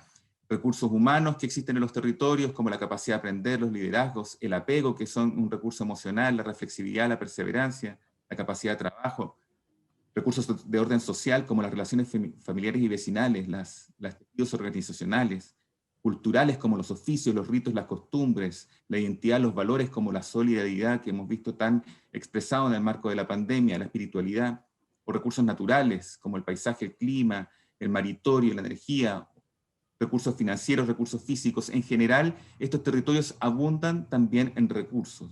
A veces pasan desapercibidos porque son muy modestos o no los vemos, porque nuestra relación con el territorio es muy casual, muy episódica, y no logramos tener una comprensión tan acabada de todo lo que ahí subyace. Entonces, la primera cosa, entonces, para un buen diagnóstico socioterritorial es hacer una muy buena detección de estos recursos. Dicho también de otra manera, es que podemos tal vez hacer inversión solo transfiriendo recursos para mitigar algunas de las expresiones más sentidas de pobreza en la zona, pero lo más desafiante quizás es invertir para promover la activación y fortalecimiento de este portafolio de recursos, que a largo plazo debieran aumentar las capacidades de agencia de las comunidades, es decir, su capacidad para tomar decisiones, para autogestionar sus soluciones y promover el desarrollo. Esto es cierto que es más exigente que la entrega eventualmente de apoyos casuales, digamos, o episódicos, o de una canasta de apoyos asistenciales, pero que a largo plazo creo que promete un mejor horizonte de cohesión social y desarrollo para todos los territorios de nuestro país. Un segundo elemento que también es muy importante, tal vez esto es bastante de perogrullo, pero cabe reafirmarlo, es que la comunidad no es un todo homogéneo, ¿no? Para profundizar la mirada y hacer un diagnóstico socioterritorial también más fino, hay que señalar que los habitantes de un territorio por lo general son diversos y heterogéneos. La comunidad no es unitaria en general, menos en los tiempos que corren, suelen existir distintos grupos humanos en su interior. Y cada grupo humano tiene además problemáticas que son propias y que a veces compiten unas con otras, pero también tienen portafolios, ¿no es cierto?, de recursos que son propios. No basta quedarse con los grupos humanos más sencillitos, ¿no? O los que están más abiertos a trabajar. Promover el desarrollo local inclusivo exige un esfuerzo también por vincularse con los que no son tan simpáticos a veces, ¿no? Porque de lo contrario, si solamente apoyamos a unos y descuidamos a los demás, especialmente a otros grupos que estén en pobreza, vamos a provocar también o profundizar fenómenos de exclusión y segregación y lesionar el débil capital social, que es uno de los recursos más importantes en contextos de pobreza. Aquí hay un ejemplo muy rapidito, como para que se hagan una idea. La comunidad de Rollinagua, esta es una localidad que queda en las orillas del lago Ranco, un territorio donde nosotros, por ejemplo, hemos detectado la presencia de 6 grupos humanos distintos, comunidades mapuches, comunidades de colonos, veraneantes propietarios, trabajadores flotantes, visitantes y turistas y acuicultores. Cada uno de estos se distingue por su cultura, su historia, su permanencia en el territorio y porta cada uno un portafolio de recursos humanos, sociales, culturales, naturales, físicos y financieros distintos. La comunidad mapuche, por ejemplo, mantiene la tradición del tejido telar, practican su medicina ancestral, mantienen tradiciones culinarias y combinan una pequeña horticultura con trabajos de ocasión. Los colonos son descendientes de alemanes en su mayoría, adultos mayores, algo empobrecidos, que estuvieron dedicados a la maderera en la zona, pero reconvertidos al turismo de baja escala. Y también tenemos trabajadores flotantes, que son personas venidas de la zona central para trabajar en la cosecha del arándano, por ejemplo. Son personas que activan el territorio en términos económicos porque consumen, porque efectivamente desarrollan allí su trabajo, necesitan alojamiento, comida, espacios de recreación, pero también generan tensiones con la población local. Por lo general, estos grupos están desarticulados entre sí y existen distintas tensiones.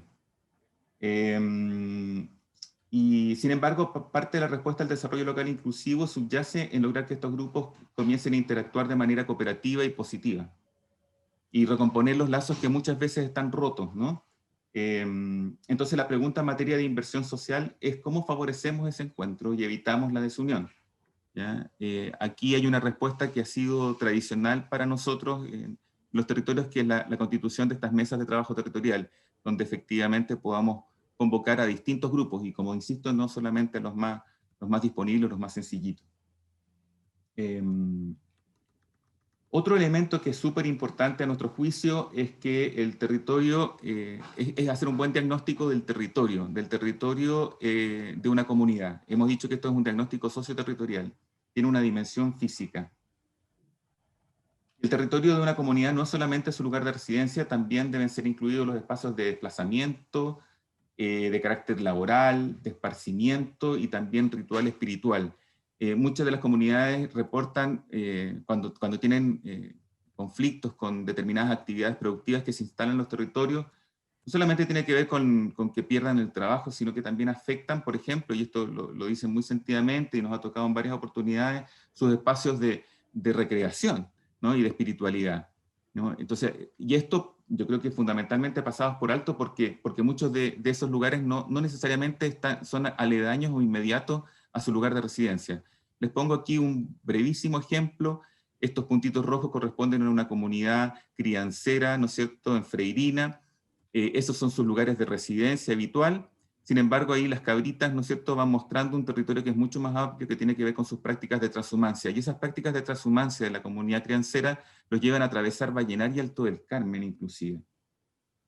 Durante ese trayecto, de 5 meses aproximadamente, muchos de estos crianceros se relacionan con otros grupos humanos, generan, ¿no es cierto?, activos económicos, sociales, culturales, pero también en este trayecto viven riesgos, situaciones que pueden colocar en jaque su principal actividad productiva. Potenciar el desarrollo local de estas personas, de esta comunidad, implica hacerse cargo justamente de su modo de vida y de todo su territorio, no solamente de su lugar estricto de residencia.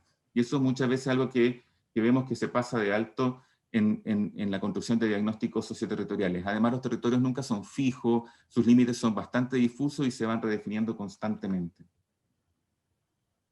Hay otras 4 claves más que no puedo dejar de mencionar.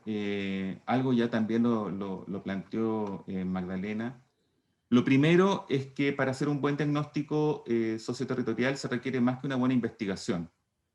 Es importante construir un vínculo de confianza mutua para lograr desentrañar el portafolio de recursos de una comunidad. Muchas veces este portafolio de recursos para el desarrollo local está oculto y celosamente guardado por la comunidad por temor a que pueda ser usurpado o dañado. Esto particularmente en las comunidades de origen indígena es muy, muy importante, o también pasa mucho en las comunidades rurales campesinas, que cuentan con recursos que inclusive son invisibles para ellos mismos porque la sociedad les ha quitado mucho valor, como pueden ser ciertos ritos, costumbres, o ciertos, por ejemplo, productos agroalimentarios. Lo segundo también es el papel de las alianzas. Si ustedes no poseen las capacidades para hacer todo esto, es súper importante que busquen alianzas con el primer y el tercer sector. Ya es algo que también lo decía la subsecretaria.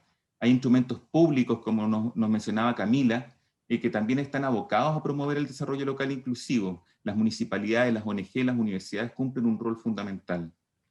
Entonces, los llamo a fortalecer este trabajo en red. No lo hagan solos. Si no fortalecemos los lazos entre todos, las relaciones con la comunidad se vuelven demasiado asimétricas porque son actores demasiado grandes relacionándose con personas y comunidades que han carecido de poder por mucho tiempo. Entonces, en ese esquema tan asimétrico, se reitera un esquema reproductor de pobreza, producto de las relaciones de dependencia, asistencia. Necesitamos densificar allí el tejido social entre la empresa, el Estado y la comunidad. El otro tema importante es la temporalidad. Esta labor tiene un sentido, esta labor de construir diagnósticos para el desarrollo local inclusivo tiene sentido solo bajo una mirada de mediano a largo plazo. Evidentemente, construir este tipo de diagnósticos con estas particularidades no es para resolver problemas rápidamente, en unos meses o en un par de años. Se requiere un esfuerzo persistente en el tiempo. Sus mejores frutos además se van a obtener lejos del corto plazo. Y por último, también para los diagnósticos socioterritoriales, Chile cuenta con una riquísima información territorial. Muchas veces, sí, es cierto, desperdigada, pero ya hay esfuerzos importantes por concentrarla. Y para eso es súper importante el trabajar cartográficamente esto y pedir y hacer uso de la rica información que tenemos, no solamente a través de encuestas, sino también a través de las bases administrativas que el Estado maneja. He reservado unos últimos minutos para compartir con ustedes una clave conceptual a la que hemos arribado como institución y que nos ha facilitado mucho el reconocimiento de recursos y activos propios de las comunidades y que tal vez a ustedes también les puede servir. Nosotros trabajamos una noción que busca poner al centro el recurso de estas personas afectadas por la pobreza, inclusive en los contextos más adversos y apartados, y es la noción de territorio biocultural. Que es una forma de denominar ciertas áreas geográficas por la forma en que las comunidades humanas que las habitan interactúan con la ecología o medio ambiente del lugar, generando cultura o una identidad más o menos distintiva. ¿Ya? A esta forma específica de interacción le vamos a denominar patrimonio biocultural, y suele expresarse en modos de vida y vocaciones productivas distintivas forjadas en largos periodos de tiempo. Estos modos de vida guardan una relación casi simbiótica con su paisaje natural y construido, del cual forman parte o habitan, digamos, ¿no? En otras palabras, es poco probable que encontremos estos modos de vida y estas culturas fuera del espacio donde se han desarrollado. Los territorios bioculturales suelen diferenciarse porque poseen una geografía y una ecología que les es propia, sostienen comunidades humanas que exhiben cierta homogeneidad, se componen de grupos humanos y una estructura social que se repite en el marco de unidades más pequeñas a nivel de localidades o barrios, cuentan con problemáticas que son características, derivadas muchas de estas, y esto es importante, de los marcos normativos que regulan especialmente los medios de vida con los que sostienen su estar, su habitar. También muchas de estas problemáticas surgen de la misma acción del Estado sobre estos territorios, y también son producto de diversas amenazas, como la concurrencia de desastres, cambio climático, crisis ambientales, que también se manifiestan de formas específicas. Ahí en la foto ustedes ven dos territorios bioculturales distintos, uno ligado a las islas del mar interior de Chiloé, y se puede apreciar cómo las comunidades, ¿no es cierto?, ocupan el territorio a través de estas parcelaciones pequeñas, en una interacción de interfaz con el mundo costero, ¿no es cierto?, litoral. Ustedes pueden ver ahí a mano izquierda superior los corrales de pesca, que son estructuras, ¿no es cierto?, donde quedan atrapados los peces cuando la marea sube, y que también son fuente de alimento de esas comunidades. Y abajo tenemos una trilla, que es una actividad tradicional de otro territorio biocultural, que es el del secano de la zona central, y que durante un buen tiempo cayó en desuso, pero que hoy día se está reviviendo producto del turismo de intereses especiales. Trabajar la intervención social desde la noción de territorio biocultural es fruto también de una apuesta por parte nuestra, promover el desarrollo local inclusivo de las comunidades que habitan estos territorios por medio de, y esto es muy importante, la visibilización, salvaguarda y activación de ese rico patrimonio biocultural que ya tienen, junto con una interacción positiva y cooperativa de estos grupos humanos que actualmente en su mayoría se encuentran muy desunidos.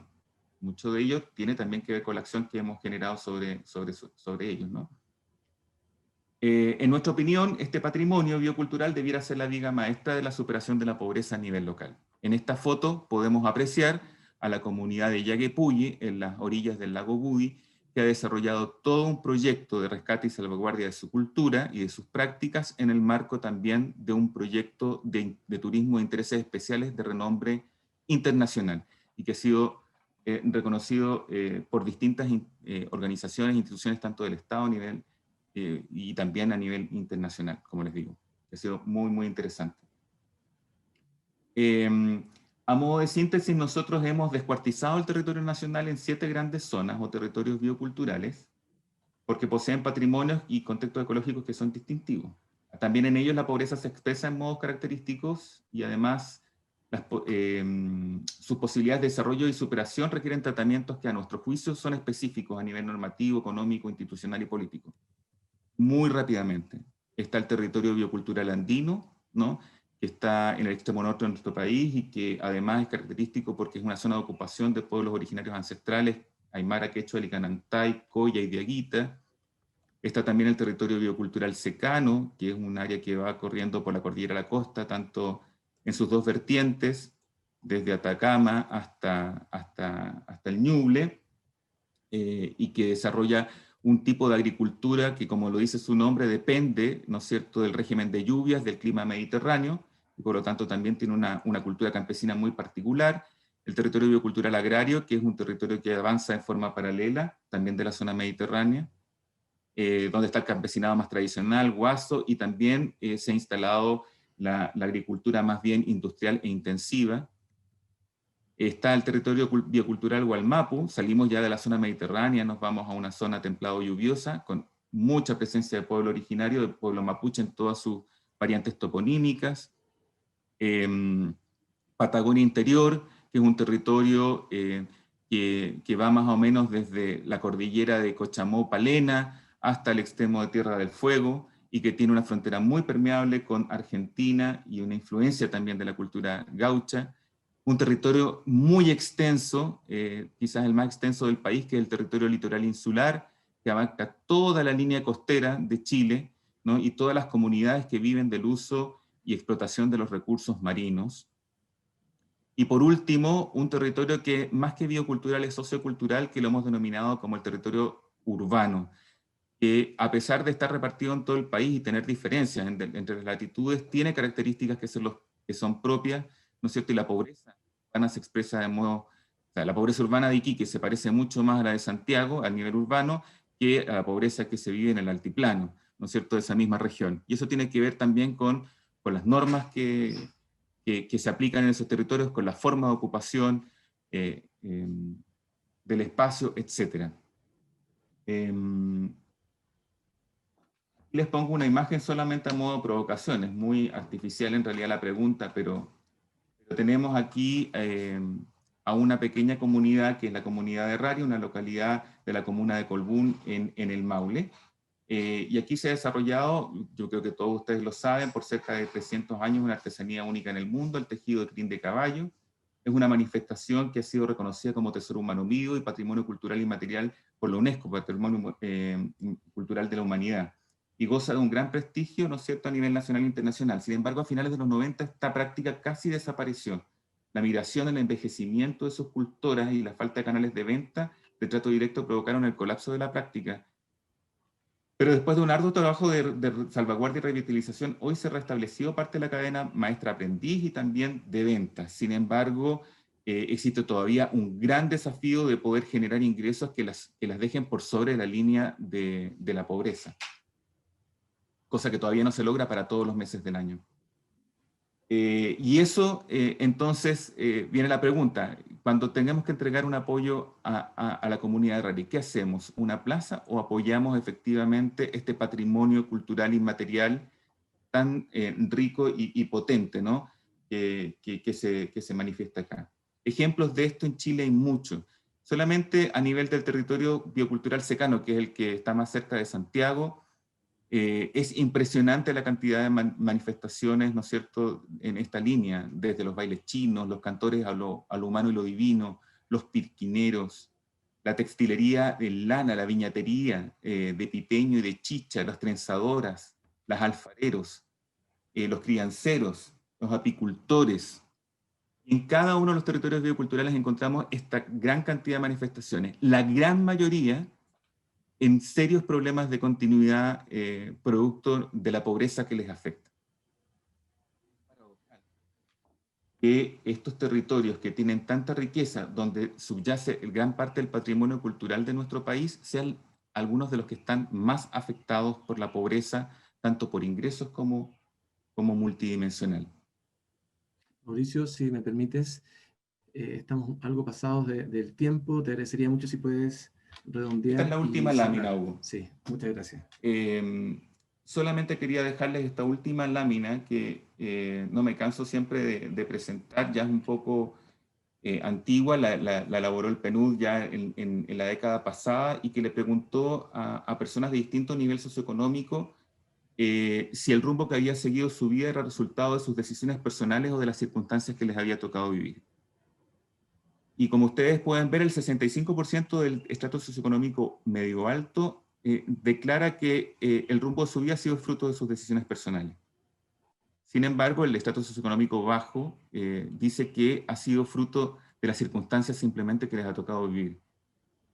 Creo que el gran desafío de pobreza y de desarrollo local en nuestro país es revertir esta estadística y lograr que las comunidades puedan tomar las riendas de su presente y de su futuro, puedan tomar decisiones y autogestionar las soluciones a los problemas que lo afectan. Obviamente que eso requiere siempre la existencia de una estructura de oportunidades que los acompañe, público-privada.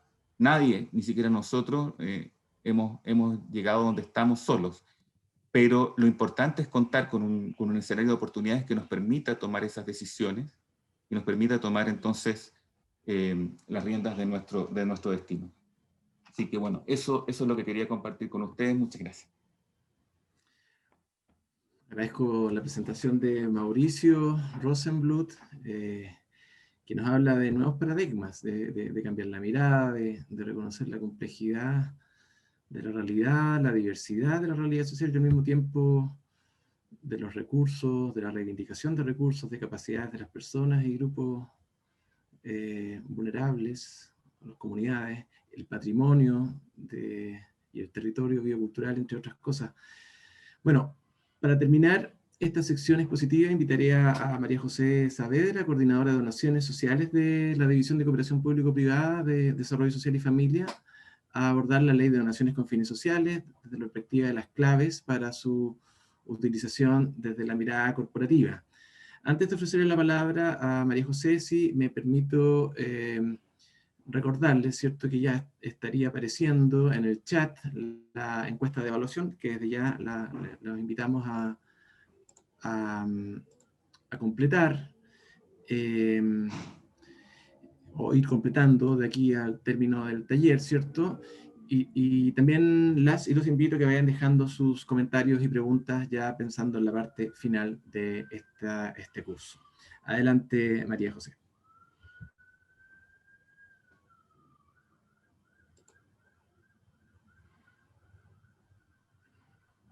Hola, buenos días a todos y a todas. Hugo, solo para saber cuánto tiempo tengo. 12 minutos. Ya, ok, avanzo rápido. Entonces, bueno, mi nombre es María José Saavedra y soy la coordinadora de la Ley de Donaciones con Fines Sociales en el Ministerio de Desarrollo Social, en la División de Cooperación Público-Privada. Bueno, un poco la presentación se divide en dos partes. La primera es revisar como los temas de las normativas asociadas a donaciones en general, y luego ya específicamente enfocarnos en la ley de donaciones con fines sociales. El panorama general de las donaciones en Chile, bueno, en el país existen diversidad de cuerpos legales que autorizan beneficios tributarios para las donaciones, ¿cierto? Especialmente para organizaciones sin fines de lucro. Los tipos de contribuyentes hábiles para estos beneficios usualmente, bueno, son los contribuyentes primera categoría, contribuyentes segunda categoría, el impuesto global complementario, que serían tanto las personas jurídicas, ¿cierto?, las empresas y las personas naturales. Entre las formas concretas que toman estos beneficios, los más conocidos son las deducciones de la base imponible de los créditos tributarios, que son los beneficios tributarios y que varían según la ley, ¿ya? Como les decía, existen distintas normativa y cada una de ellas tiene beneficios tributarios distintos. Las más ventajosas son las que contemplan gasto y crédito, ¿ya? Asociado al beneficio tributario a estas dos, a gasto y a crédito, y que pueden llegar a financiar o tienen un beneficio tributario un poco más de un 60% de la donación total. El no uso de estas leyes, bueno, suele producir el llamado gasto rechazado, y las donaciones quedan afectadas a penalizaciones, que de acuerdo a la reforma tributaria, este impuesto sería una multa aproximadamente al 40%. Es decir, si yo como empresa no me cojo a ninguna de estas distintas normativas, efectivamente tengo que pagar una multa. Acá podemos ver una tabla donde existe una distribución del monto de las donaciones y números de donantes de un estudio del primer barómetro de filantropía en Chile, de CEFIS, en base a la información del Servicio de Puestos Internos, y podemos ver las distintas normativas existentes y el monto total donado por el año 2016, 2017 calendario y año tributario 2017 y 2018. Y podemos ver, bueno, que la ley que recibe o que se acoge más donaciones es la normativa de la ley de rentas municipales, donde se acoge, bueno, el 38% del 2016 y el 35,7% del 2017, y en segundo lugar está la ley de donaciones con fines sociales, que el 2016 se acogieron el 18,2% de las donaciones y el año 2017 el 20,8%. Luego, bueno, viene la ley de donaciones con fines culturales, la de institutos, universidades, institutos profesionales, educacionales, deportivos, y etcétera.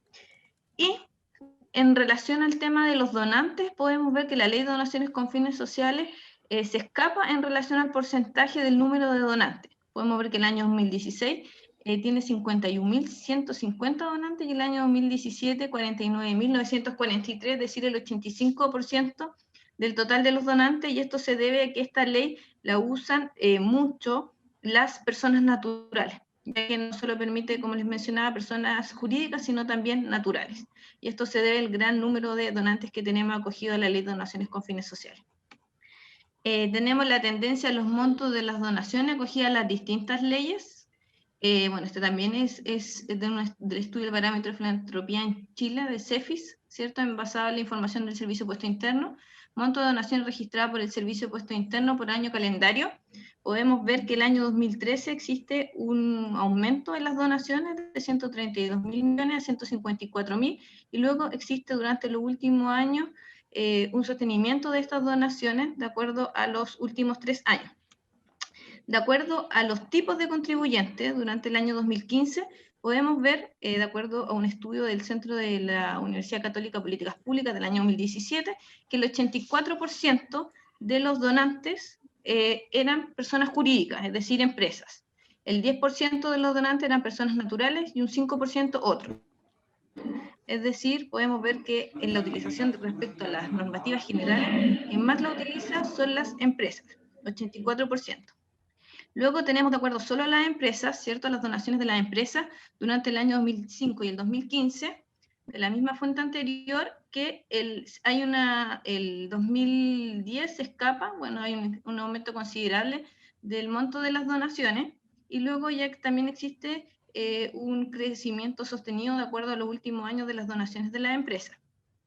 ¿Quiénes son o cómo se existe esta distribución de las empresas donantes y del monto donado de acuerdo al tamaño económico? Durante el año 2015, las grandes empresas son las que donan, de acuerdo al monto total donado, el 91.65%. Es decir, el gran porcentaje del monto de las donaciones de las distintas normativas está asociado a la gran empresa. Luego, mediana empresa, un 2.41%, pequeña empresa 5.60% y finalmente la microempresa 0.34%. Pero el 91.65% son de las grandes empresas, de acuerdo al estudio del Centro de la Universidad Católica de Políticas Públicas del año 2017. Y para finalizar el contexto general de los gráficos, podemos ver que durante las franquicias, el uso y el no uso de las franquicias durante el año 2005 y 2014, se mantiene el número de empresas, que es la línea más azul, las empresas que utilizan el beneficio tributario, se mantiene durante los últimos 10 años, pero existe un aumento de las empresas que no están utilizando la franquicia tributaria durante el año 2005 al 2014, ya que están asociadas a la línea más clarita, claro, la celeste, que está entre los 4.000 y 6.000 empresas. Bueno, esto habría que ver, sería interesante verlo cuando entró en vigencia la reforma tributaria, cuando ya se empezaron a multar estas donaciones, a ver si existe un cambio de acuerdo al número de empresas que utiliza la franquicia tributaria. Y esto, bueno, se asocia a lo primero que yo les mencionaba, la primera lámina, que todas estas empresas que están en la línea celeste, que no utilizan la franquicia, bueno, y no se acogen a normativas, tienen gastos rechazados. Bueno, consideraciones generales, como adicionales a lo que les comentaba los gráficos, el número de empresas que emplean las leyes de donaciones tiene un crecimiento discreto, pero sostenido, lo que podíamos ver en el gráfico. A nivel de percepción existen también críticas a la operatoria de algunas leyes de donaciones. Complejidad, demasiadas leyes existentes o los requisitos son diversos, burocracia, temor a mayor fiscalización por parte del Servicio de Puesto Interno, etc. Muchas empresas desconocen cómo aprovechar estas leyes, especialmente aquellas que desean hacer inversión social comunitaria. Y en este contexto, un buen caso es la ley 19.885, que es la ley de donaciones con fines sociales, y sus distintas alternativas a las que vamos a hablar ahora, y la que administra el Ministerio de Desarrollo Social. La ley 19.885, bueno, surge frente a la necesidad de otorgar un marco legal de funcionamiento y financiamiento público-privado a iniciativas con fines sociales, específicamente a proyectos cuya finalidad es apoyar a personas en situación de vulnerabilidad social y o personas con discapacidad. Esta normativa favorece la donación a proyectos sociales, ¿cierto?, de las organizaciones de la sociedad civil, tanto como corporaciones y fundaciones, y permite tanto que empresas y personas naturales aporten activamente al desarrollo social del país, recibiendo un beneficio tributario activo. La ley de donaciones con fines sociales durante el último año, el 2019, año calendario, año tributario 2020, se acogieron 37.230 millones de pesos, según la información que nosotros recepcionamos como ministerio a través del certificado número 25 de donación. se financiaron en total 140 instituciones durante el año 2019. El beneficio tributario para esta normativa está asociado a un 50% a crédito tributario y un 50% a gasto aceptado, que es lo máximo que puede tener una normativa en cuanto a beneficios tributarios. ¿Cuáles son los dos grandes pilares de esta normativa? Bueno, está el registro de donatarios, que lo voy a explicar en las láminas, y banco de proyectos, y administrado por el Consejo de Donaciones Sociales, que este consejo tiene 9 miembros, incluidos representantes tanto del mundo público, del mundo privado, y representantes de las organizaciones sociales. Acá podemos ver un gráfico de las instituciones, del registro y financiamiento durante los años que se ha encontrado en ejecución durante el Ministerio, la ley, que es desde el año 2016. Y podemos ver que existe un crecimiento de acuerdo a las instituciones que han recibido financiamiento bajo la normativa. Durante el año 2019, como les comentaba, se regieron bajo esta normativa 37.000 millones de pesos. El año 2019 teníamos 722 instituciones aprobadas en el registro, y de estas 722, 140 recibieron donaciones acogidas a la normativa, es decir, el 19%. Este gráfico, todo lo que está en rojo, ¿cierto?, marca las instituciones con financiamiento por año, y lo azul marca sin financiamiento. De todas formas, si bien existe un aumento en las instituciones que han ido recibiendo donaciones, todavía existe un desafío de todas las instituciones que el porcentaje, que es el 81%, que no reciben donaciones, ¿ya? Y que tienen proyectos y iniciativas asociadas al banco de proyectos. Entonces ahí tenemos un desafío de este porcentaje de fundaciones y corporaciones que tenemos sin financiamiento. Este gráfico muestra ayer un poco, a diferencia, a raíz del gráfico que les mostraba de las personas, de los donantes, del número de donantes de la Ley de Donaciones con Fines Sociales, acá podemos ver cómo durante el año 2010 y 2019 se han incorporado las personas naturales a la normativa de la Ley de Donaciones con Fines Sociales. Esta ley tiene una modificación en el año 2010, donde se modifica que las personas naturales pueden hacer donaciones bajo esta normativa. Y podemos ir viendo en este gráfico, donde lo gris se destaca las donaciones por año por personas jurídicas, es decir, empresas, y lo rojo es el total de donaciones por año de personas naturales. Y podemos ir viendo el crecimiento de estas donaciones, principalmente en el año 2013, o sea, el año 2014, donde las donaciones superan incluso las de personas jurídicas, de empresas. Podemos ver el año 2014 de los 27.000 millones de pesos, 15.920 fueron de personas naturales y 13.782 fueron de empresas. Y luego, bueno, existe una leve baja, pero generalmente se mantiene entre el 50 y el 60, o sea, entre el 40 y el 50% de las donaciones de personas naturales, es decir, existe activamente una participación de las personas naturales en esta normativa. El Consejo de Donaciones Sociales, como yo les mencionaba, es el órgano que administra esta ley, esta normativa, y quien le entrega los insumos a este consejo para que tomen las decisiones la Secretaría Técnica de Donaciones Sociales, que es parte del Ministerio de Desarrollo Social de la Subsecretaría de Evaluación Social.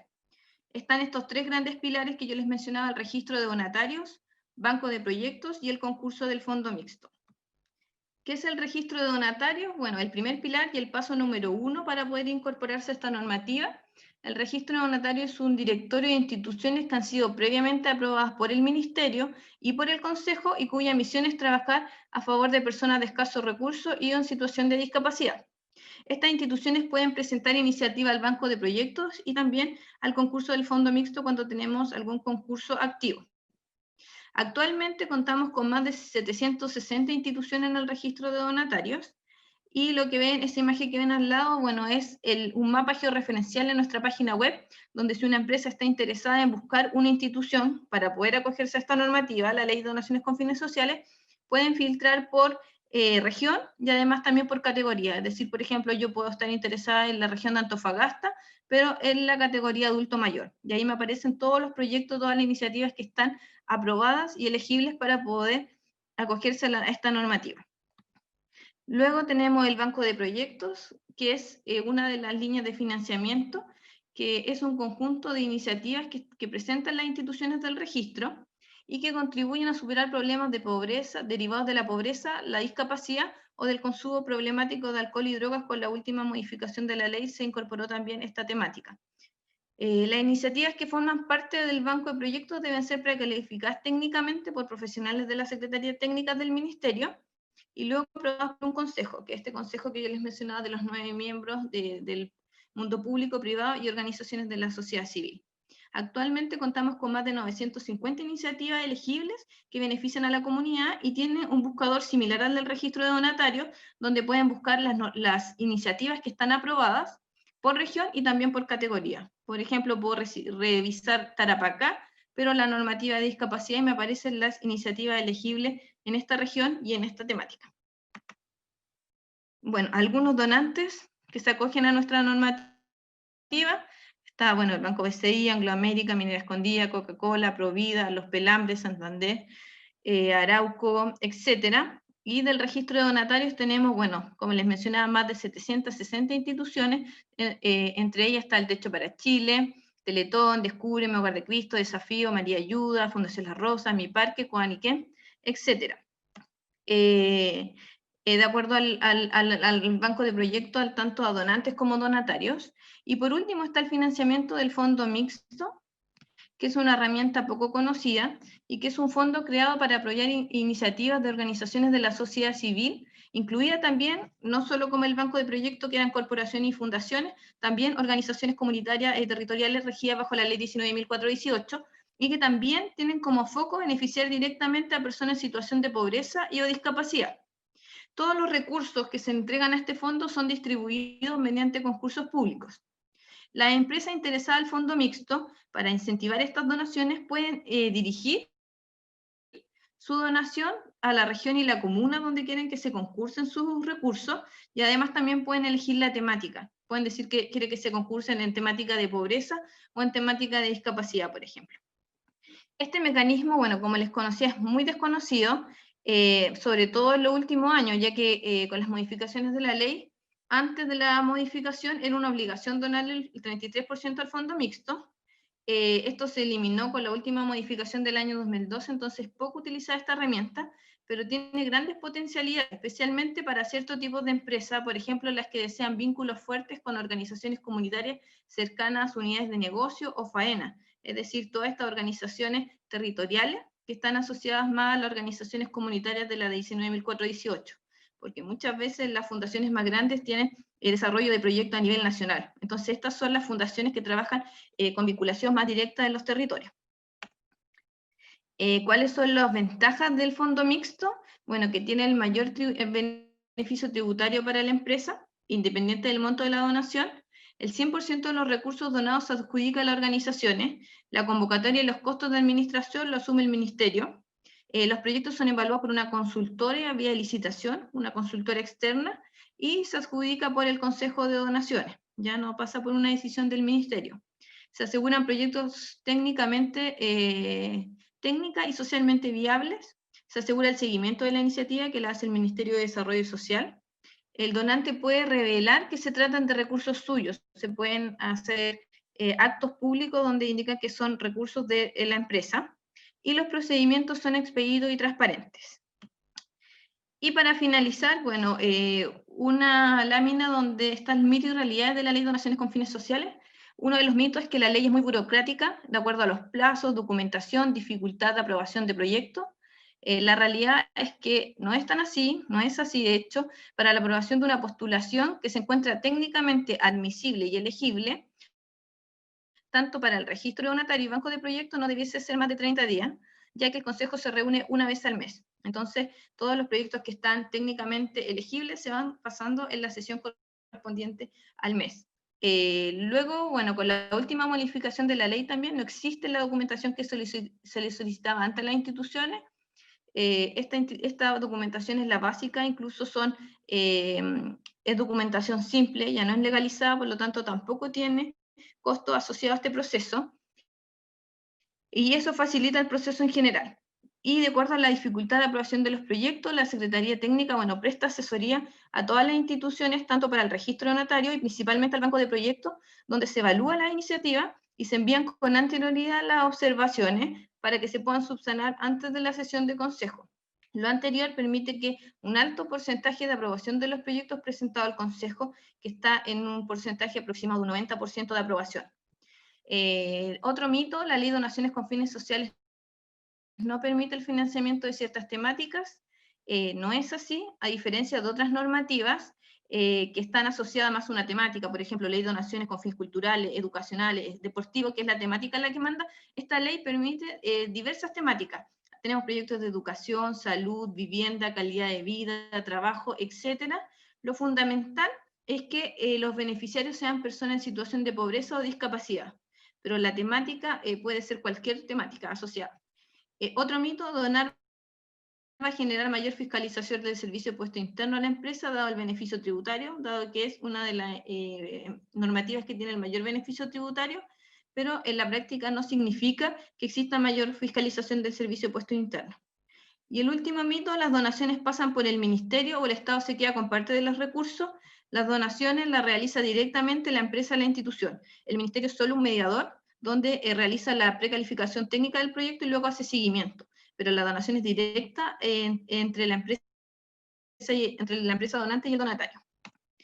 Para finalizar, contarles que el año 2018, además, también se incorporó una nueva normativa asociada a la Ley de Donaciones con Fines Sociales, que es la Ley 21.015, la Ley de Inclusión Laboral de Personas con Discapacidad, y es una medida alternativa para dar cumplimiento a esta normativa y que se acoge al mismo mecanismo de la Ley 19.885. En términos de contexto, a la fecha tenemos 39 instituciones aprobadas en este registro de la Ley de Inclusión Laboral y tenemos aprobados 56 iniciativas elegibles en el banco de proyectos de esta temática, de inclusión laboral específicamente, que tiene otro beneficio tributario y que es para dar cumplimiento a la normativa de la Ley 21.015. Ahí está nuestra página web, www.sociedadcivilmds.cl, donde pueden encontrar los buscadores de instituciones, proyectos y además también en general el funcionamiento de la normativa. Muchas gracias.